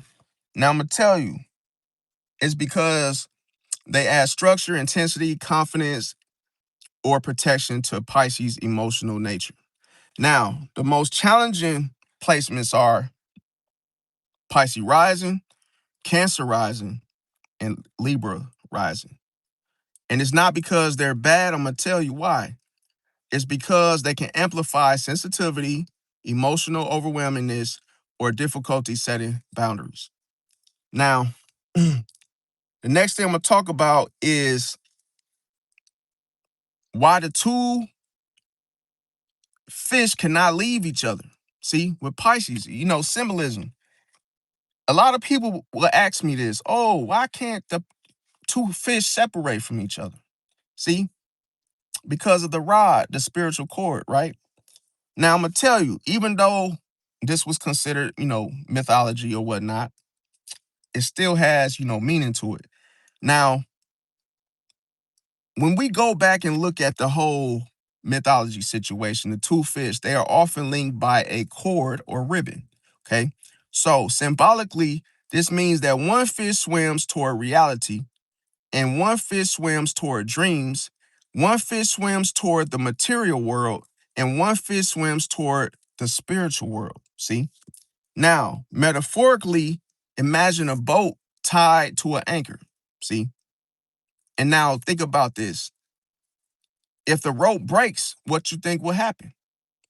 See, the boat drifts away. The anchor stays behind. See that? So the two fish represent opposite forces that need each other. That's why they can't separate. It's cold. See, it's cold-blooded. That's why I be telling people. You gotta know the two fish need each other. It's like brothers and sisters, bro. See? And that's the thing. You can't have one fish without the other. See, the other fish, it's almost like this. It's like family. See? Now, I'm gonna tell y'all something. The good side of this is that there's imagination and reality tied together. Also, there's faith and logic tied together. Also, there's compassion and boundaries tied together. Now, the bad side is escapism, confusion, and living in the fantasy world. See that? So, when we talk about Eros and Aphrodite and why they became fish in mythology, I'm going to tell you, it's because they transformed into fish to escape typhoon, or however you want to say it. Now, symbolically, what this means is that typhoon. I'm gonna just say that if I'm saying it wrong, correct me. But I'm gonna say typhoon. I don't want to butcher it, okay? Which I probably already am. But hey, just my spiel. Now, symbolically, typhoon represented overwhelming chaos. See, and destruction. So the fish transformation represents adaptability, disappearing, camouflage, and survival. So metaphorically, when a storm hits, the oak tree resists, the fish dives deeper, the tree may break, and the fish survives. See that? So what was why was typhoon so dangerous? See, I'm gonna tell you why. Because in Greek mythology, typhoon was one of the most powerful monsters. See, he wasn't just physically strong. That should tell you something. See, with Pisces, man, that's why. Listen, I'm gonna just continue. He wasn't just physically strong. He represented chaos, fear, destruction, overwhelming force. See, now the symbolic meaning is that Typhon is the thing in life that feels too big to fight. Think of David and Goliath. It's cold-blooded. See? So Pisces, you instantly attract the ego naturally. See, how does Pisces beat Typhon? Not by overpowering him. No, by surviving him. It's cold-blooded. See, if you could go the distance, you listen, a lot of you think you can whoop a Pisces and you can't because you can't survive longer. Listen, I'm gonna tell you, this is how you listen. A lot of people are afraid of the distance of things. How long is it gonna take? See, the turtle always wins, and you wonder why. See, now I'm gonna tell y'all. Metaphorically, Typhon is a hurricane. See, Pisces is water. You cannot punch a hurricane. See, but water can flow around obstacles. So this is why Pisces is often associated with adaptation, survival, endurance. So there you have it. It's cold-blooded. Now I'm gonna tell you what is the strongest planet in astrology. See, I'm gonna tell you the strongest planet in astrology is Pluto because its power type is what? Transformation. Its strengths are rebirth, power, and survival. And its weaknesses are only obsession. See? Now, Saturn Power type is discipline. Its strengths are structure, patience, and mastery. And its weakness is only restriction. See?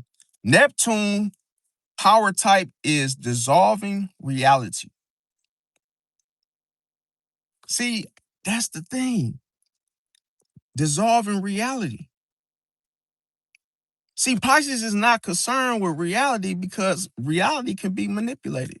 It can be changed into something different. Doesn't always mean that it's the right thing because it could change into the wrong thing. But reality gets dissolved with Pisces. See, the strengths are imagination, inspiration, spirituality. The weaknesses, which is the only weakness, is illusions. See, now Jupiter power type is expansion. Its strengths are luck, growth, opportunity, and the only weakness of Jupiter is excess. See that? Excess. It's like excess, whatever it may be. Now I'm gonna tell you something. When they say a Pisces dissolves all boundaries, what does that really mean?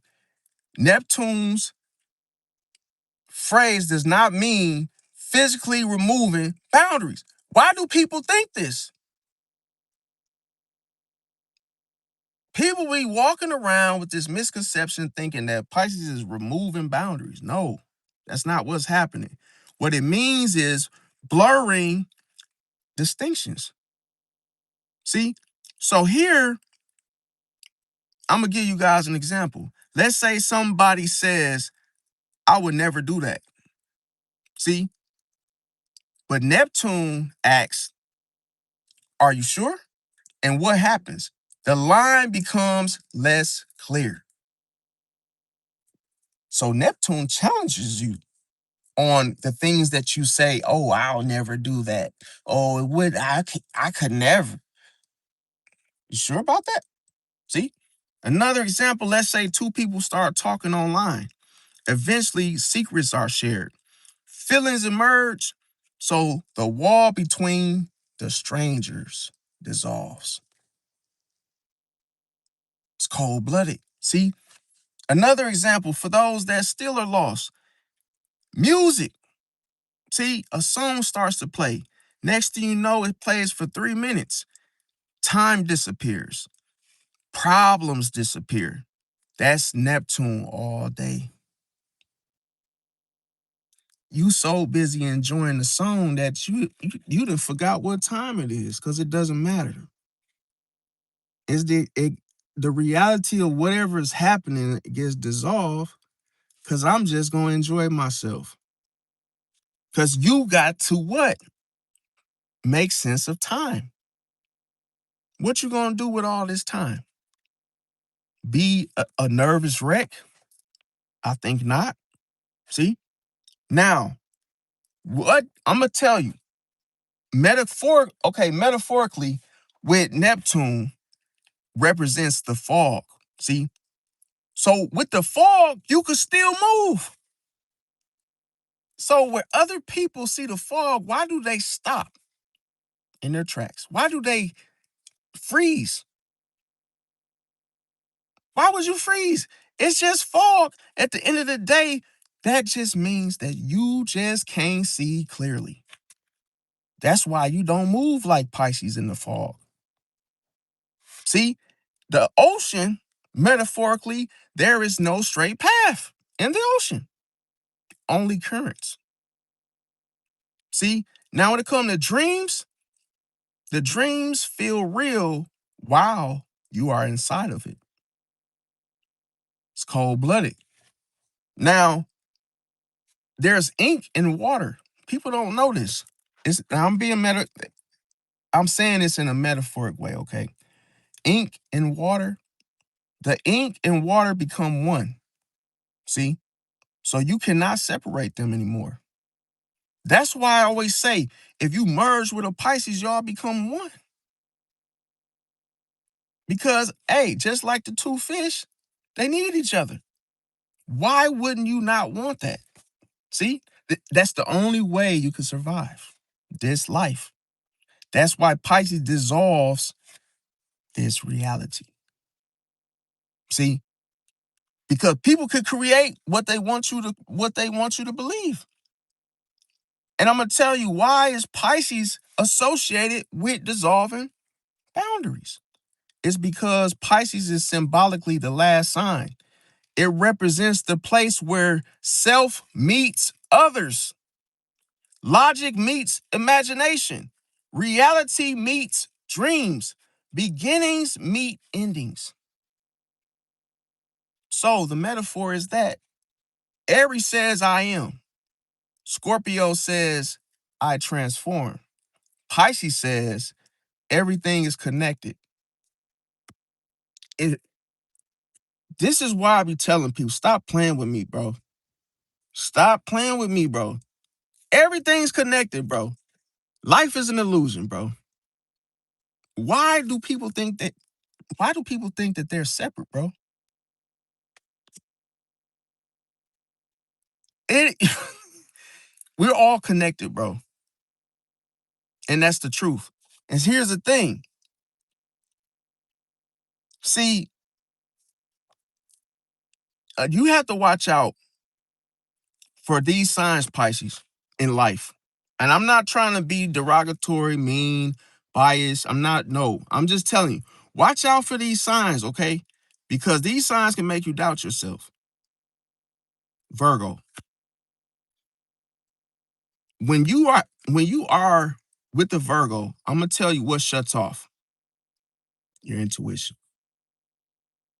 If you let it, a Virgo can swindle you out of your intuition. I'm gonna tell you how, because Virgo challenges your feelings with facts. See, metaphorically, I'm gonna tell you, a Pisces can say something feels wrong to a Virgo. Virgo says, show me the evidence.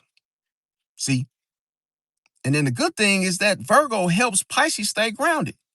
But the bad thing is that Pisces may ignore the valid instincts waiting for proof. What do you need proof for when the intuition already told you?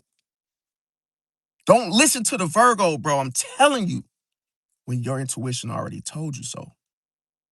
You don't need no proof. You don't need no damn facts when your intuition already said it. See?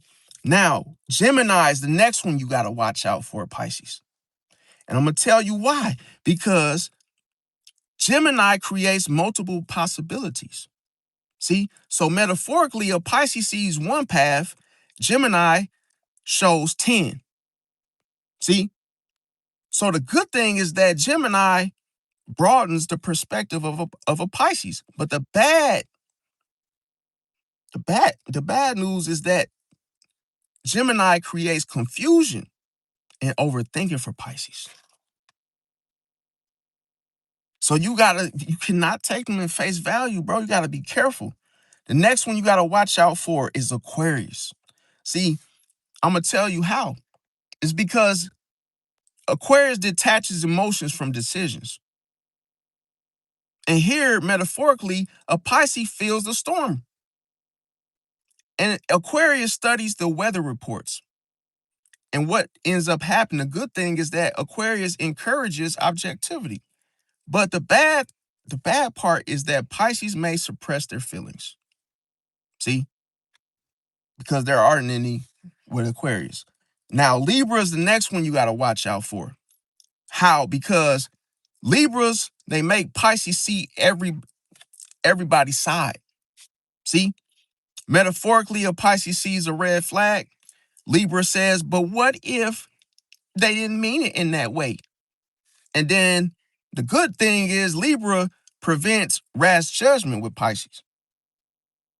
But the bad is the fact that Libras delay actions of the Pisces. They slow you down. Could you imagine you know what you got to do for the day and then the Libra slows your ass down? So now you miss your appointment. Now you can't do this. Now you can't do that because they slowed you down. See? And it can be detrimental. Yes. Next one is Capricorn. How? Because they focus on practicality. Metaphorically, a Pisces feels something is off. The Capricorn asks the Pisces, what's the measurable result? The good thing is that Capricorn keeps Pisces realistic. But the bad is the fact that Capricorn can make the intuition seem unimportant. You got to be careful, man. And I'm going to tell y'all why Pisces isn't really a fish. See, because in astrology, Pisces is represented by fish. Pisces is not supposed to be literally a fish. Now, the fish are symbols. The two fish represent one fish swimming toward dreams, imagination, spirit, possibilities. The other fish swimming towards reality, responsibility, and then everyday life. So the rope between them symbolizes the struggle to balance both worlds. Listen, all the Pisces, I'm going to tell you, the two fish, it's hard. It's hard to hold on and balance two worlds, bro. The spiritual and the physical. And you need both. You need both to survive. See, it's the struggle. The rope that holds the fish together represents the struggle to balance both worlds. See, and here's the thing. Why do people think Pisces is just a goddamn fish? Because maybe they hungry, right? No, that's not what it is. Most people only see the symbol, but the deeper symbolism is this, that they're closer to the ocean, the subconscious mind, the dreams, emotions, the connection, all of this of which a person feels, it feels like an ocean. It's cold-blooded. See, and the thing about it metaphorically, Aries is often symbolized by the ram, Leo by the lion, Scorpio by the scorpion, but Pisces is different. The fish are not the point. The water is. You see how astrologers mess that up, bro? What do they mess it up with? Tarot cards. Bro. See, this is what I'm finna tell you, bro. And I'm gonna tell you. The fish move through the water, but the water represents the deeper Pisces, what? Emotion, the intuition, the imagination, and adaptability. It's cold-blooded. See? And people, like I say, you can't catch a fish and you cannot catch the ocean, bro. See that? And that's why I say people think Pisces is a fish. The fish is only the symbol. Pisces is the ocean. The fish swims in. Duh. You see, this is why I be telling people, bro. I'm not trying to say it like, oh, I know it all, because I know things. But people, they just have the wrong freaking misconceptions of how Pisces are, bro. It's cold-blooded. Now, I'm going to tell you, be careful with them signs of which I mentioned. Virgo, like I say, Virgo is the opposite of Pisces. Because here is logic versus what? Emotions. Pisces can say, I have a bad feeling. Virgo is always going to say the opposite. See, it's always going to be the opposite. And here's the thing. When Pisces says, I have a bad feeling, Virgo says, where's the proof? So what does that mean? Where two people are different, you guys don't get along. You can't. It's impossible. And if you do got a friend or, oh, you're one of the lucky ones where, hey, you got a Virgo husband, I'm sure you guys argue a lot. I know it ain't just peachy creamy. Nope. See? Now you gotta know one thing. A Pisces can feel dismissed by a Virgo. Virgo feels frustrated with Pisces. So metaphorically, it's like a calculator arguing with a dream. See? Now, Gemini, you got to watch out. Like I say, consistency versus adaptability. Pisces wants emotional depth. Gemini wants variety and conversation. The outcome of all this is miscommunication. See, metaphorically, a deep ocean meeting a changing wind. See, now Sagittarius is freedom versus emotional sensitivity. And I'm going to give you guys an example. Sagittarius says something blunt, Pisces takes it personally. The outcome is hurt feelings, metaphorically, an arrow flying through water. So when it comes to Aquarius, it's logic versus feelings. Pisces wants emotional validation. Aquarius offers a logical solution. The outcome is that neither feels understood. So here, metaphorically, a cloud trying to understand the ocean. Now, Aries, like I say, patience versus directness. Aries wants immediate action. Pisces wants time to process things. The outcome is tension. So here, metaphorically, a wave meeting a wildfire. Now, I'm going to tell you 50 reasons. Why does Pisces end up clashing with people? See, it's not just your sign. Now, Pisces notices the energy shifts. Pisces dislikes fake behavior.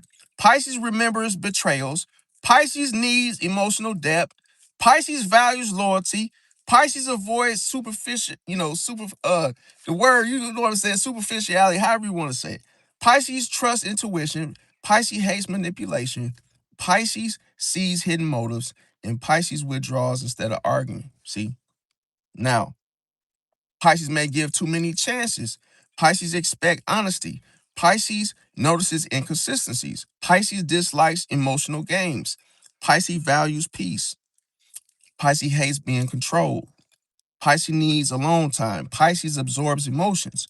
Pisces struggles with harsh criticism. Pisces remembers how people made them feel. So Pisces hates fake apologies. Pisces values sincerity. Pisces protects their energy. Pisces dislikes gossip. Pisces hates pressure. Pisces sees patterns. Pisces wants authenticity. Pisces hates being rushed. Pisces avoids conflict until they can't. Pisces eventually walks away. Now, this is crazy because the list goes on. Pisces notices jealousy. Pisces dislikes competition in relationships. Pisces wants meaningful connections. Pisces trusts action over words. Pisces hates disrespect. Pisces needs emotional safety. Pisces values understanding. Pisces dislikes, rigid thinking. Pisces questions motives. Pisces needs freedom. So it's even more, but I'm like I said, y'all get the point. Okay. Now, you gotta watch out because I'm gonna tell y'all, the biggest enemy of Pisces isn't a zodiac sign. It's much more than that. It's not, it's not a zodiac sign of what is it's not the biggest enemy. It's the fake energy, hidden agendas, broken trust, and people who mistake their kindness for weakness. See, that is the biggest enemy. Now, like I say, I mentioned all those signs that would challenge Pisces. Now, just know that if you do any of these, if you do any of this, any of these, excuse me, any of these of which I mentioned, you're gonna get into it with a Pisces. Okay. Pisces can value feelings, other people value facts. If you're like this, you're gonna get into it with a Pisces. Pisces remembers how you made them feel. So if you don't care, you're gonna get into it with a Pisces. Pisces dislikes fake behavior. If you're fake, you're gonna be you're gonna have beef with Pisces all day long. Pisces needs emotional depth. So if you just don't give a damn, you're gonna get into it with a Pisces. Pisces gives too many chances. So hey, if you keep on trying your luck, you're gonna get into it with a Pisces. Pisces expects loyalty. So if you're disloyal, you're gonna get into it. Pisces notices energy changes. So you start acting funny or Pisces is done with you. Pisces dislikes emotional games, so you start playing any Pisces, and you're gonna get into it with them. Now, Pisces, they value sincerity. So, hey, if you're not sincere, you're going to get into it with a Pisces. Pisces hates being controlled. So if you try to control them, you're going to have another thing coming. Pisces withdraws instead of arguing. So if you try to argue, you're going to be arguing by yourself. Pisces trust their intuition, so ain't nothing you could do. They're done before you even decide that, hey, it was a problem. Pisces dislikes manipulation, so if you try to manipulate them, you're going to manipulate yourself. Pisces wants meaningful conversation, so if you start talking about some BS, they going to ignore you. Pisces struggles with harsh criticism, so if you even start trying to critique them and nitpick, they are already done with you. Pisces notices inconsistencies. The minute you're not consistent, they already cut you off. Pisces hates hypocrisy, so if you start acting fake and try to be a Christian when you're not, you're done. Pisces needs trust, so hey, no fuss given. Pisces values compassion. If you don't got no compassion, they're not fooling with you. Pisces dislikes gossip, so if you start gossiping, they're done. Pisces sees patterns, so they're quick to end it. Pisces wants authenticity, so when you're fake, you ain't getting none. Pisces dislikes superficial relationships. They dislike it. So if you just can't keep it real, they're not going to fool with you. Pisces hates pressure, so you're the type of person that likes to push, you can't wait, it ain't going to work. Pisces protects their peace, so this is why they might, oftentimes be to themselves. Pisces needs a long time, so oftentimes they might just take, trip to the lake, go to the, wherever to get away from everybody. Pisces absorbs emotions, so here they already know how you feel. See, you ain't even got to say nothing. Pisces dislike passive aggression. So just say, how you feel. Now, Pisces hates disrespect, and like I say, so we get the point on that. Okay, so you gotta be careful. As I mentioned, I'm gonna tell y'all now, this is gonna be something crazy, but you just gotta hear me out. Now, you gotta be careful because take your time trusting the signs that I mentioned, okay? Because I'm gonna tell you why Gemini. Why you gotta watch out for Gemini? You gotta take your time, being friends or becoming, acquainted with a Gemini because you Pisces, you could struggle with Gemini changing their mind quickly. Pisces oftentimes wants consistency and then, emotional certainty. And I'm gonna tell you, you as a Pisces, you could think the relationship is moving in one direction, and Gemini could be exploring several possibilities, including partners. So you could be you could be getting to know a Gemini, and all of a sudden you think that, oh, everything all good, y'all getting to know each other, only to find out they entertaining like 5 new guy friends type shit. See, now I'm gonna tell you guys, the conflict is the fact that Pisces sees the mixed signals. Gemini sees the flexibility. See, that's what they see. So they're like, oh, I could do this. They can have multiple relationships all at once. Sagittarius, a Pisces may struggle with Sag because Sagittarius values freedom and blunt honesty. Pisces may, interpret the bluntness as insensitivity. So here, Sagittarius can say, exactly what's on their mind, but then the Pisces can feel hurt because of how it was delivered. Remember, Sagittarius lacks tact. Okay, so they just say things, and do things without thinking first of how it would make somebody else feel. See, now the conflict is freedom versus emotional security. Now, why I said Aquarius is because Pisces may struggle with Aquarius because Aquarius can appear emotionally detached, and Pisces oftentimes wants an emotional connection and reassurance. Now, an example would be that Pisces wants to talk about, feelings. Aquarius wants to solve the problem logically, and here the conflict is heart versus, head space. So one thing about Aquarius, they stay in their head about most things. Now, with Virgo, like I say, a Pisces, Struggle with Virgo because Virgo looks for proof and details, the facts. Pisces oftentimes trust their instincts and feelings. So here a Pisces can say something like, oh, like I mentioned, something feels off. Then, like I say, Virgo needs the evidence, but here the real conflict is that it's intuition versus analyst. Now, the next thing I'm gonna talk about is that there's a lesson behind each of these signs with Pisces. Okay.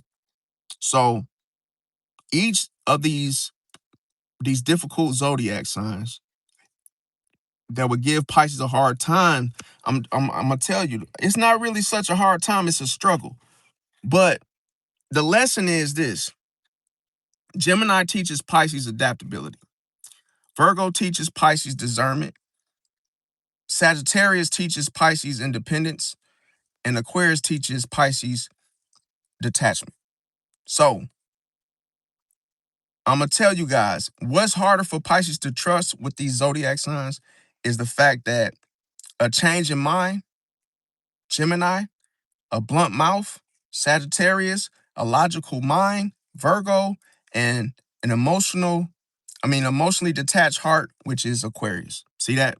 So it's harder for Pisces to trust these type of behaviors that come from those signs because that type of stuff like I say,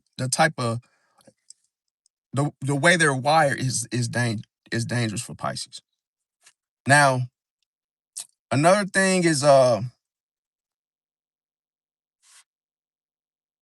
sometimes I'm gonna tell you the signs that Pisces may oftentimes struggle to trust are Scorpio. I'm gonna tell you why, because the good thing is loyalty. Scorpios are protective, deep, passionate, but here's the hard part. See, they're secretive. They test people. They can hold information back, and they don't always reveal their intentions immediately. See? So, how does this look? For example, a Pisces can say, "Just tell me what's wrong, Scorpio." And then a Scorpio will say, "I'll tell you when I'm ready." So the outcome of this is that the Pisces feels shut out, Scorpio feels pressured. So metaphorically, Pisces is the ocean, Scorpio is the trench at the bottom of the ocean. See that? So both are water, but Scorpio oftentimes goes deeper into secrecy. That's the problem. So could you imagine a Scorpio can hold on to something that Pisces needs to know or should have known earlier on concerning anything? And the thing about Scorpio, they can sit on something that's like, why didn't you tell me type shit? To where it could be so deep embedded in them that they just holding on to it. And that's why I said they end up weaponizing it later. Because let's say someone, God forbid, somebody stole something that belonged to you. The Scorpio knew who did it, but didn't tell you. So they buried it deep within the ocean. Now what? That's just symbolically. And now, until it affects you, they mention it. Oh, that's why Ray stole your car, and you didn't do nothing about it. And you like, that was like 6 months ago. You just now telling me because we into it who stole my car? They get deep into this into the secrecy. That's the problem. Now, Cancer, why does Pisces, they have trouble, trusting Cancer? The good side of it is that Cancer is nurturing, caring, and protective. But the hard part about it is that they have mood swings, passive aggression. They can retreat into their own shell. Damn. Uh, um, the hard part is they can retreat into their own shell. Now, Cancer can get upset, but they don't always say why. See, they don't always tell a person why they're upset. So Pisces senses something is wrong, and then what ends up happening, a misunderstanding. So metaphorically, a Cancer is the shoreline, and Pisces is the sea. Now they naturally connect, but then they can still pull away from each other. Now, if it's a Pisces and a Pisces, the good thing about Pisces and Pisces is deep understanding, emotional connection, and similar values. Now, the hard part about Pisces and Pisces is that both avoid difficult conversations. Both can overthink. Both may expect the other person to just know things. So, an example would be that neither person says what's bothering them. Now, the outcome could be th- the mere fact that the confusion builds. See? And metaphorically, two oceans trying to read each other's waves. Because I'm going to tell you, if you, let's say a Pisces female tells you something that's bothering them, okay? They tell you about something going on at the job. And then everything gets quiet after you give a reply, okay? Next thing you know, you guys sitting in the living room together and you are a Pisces man, and you say, guess what happened? And then the Pisces woman reads your mind and says, I don't even want to hear it. I got so much on my plate, I don't even want to hear it. She could feel what you about to say, Pisces. Before you even open your damn mouth, she already knows you finna go into some type of story, some type of emotion, something bothering you. Pisces, man, listen, they catch on to everything, bro. You could be like, hey, guess what? Guess what happened? Next thing you know, the Pisces woman is like, what? You know Jerome? I don't even want to hear it. I don't want to hear about Jerome and you fighting on, I ain't in the mood. And it's like, damn, how you knew I was gonna talk about Jerome? See? She just knows, bro. So that can hurt people's feelings too, though. Because sometimes when Pisces women or a Pisces man bust you out, or they just know what you finna do, and they tell you, and then they let you know right away, oh, I don't want to hear it, or oh, sometimes it be hurting people's feelings. See?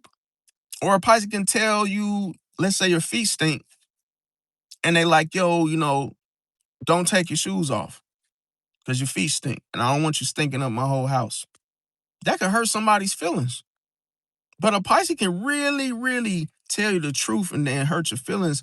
So it's like, damn, catch 22. Now, another thing is that which water sign is the hardest for Pisces to trust? And I'm gonna tell you who it is, Scorpio.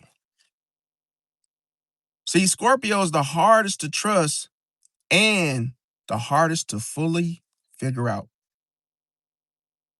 See, they like to be in the dark. It's hard to see them in that damn darkness, man. And see, Pisces is number two because Pisces is the hardest to understand because they're similar. See, they're just like you. And Cancer, number three, is because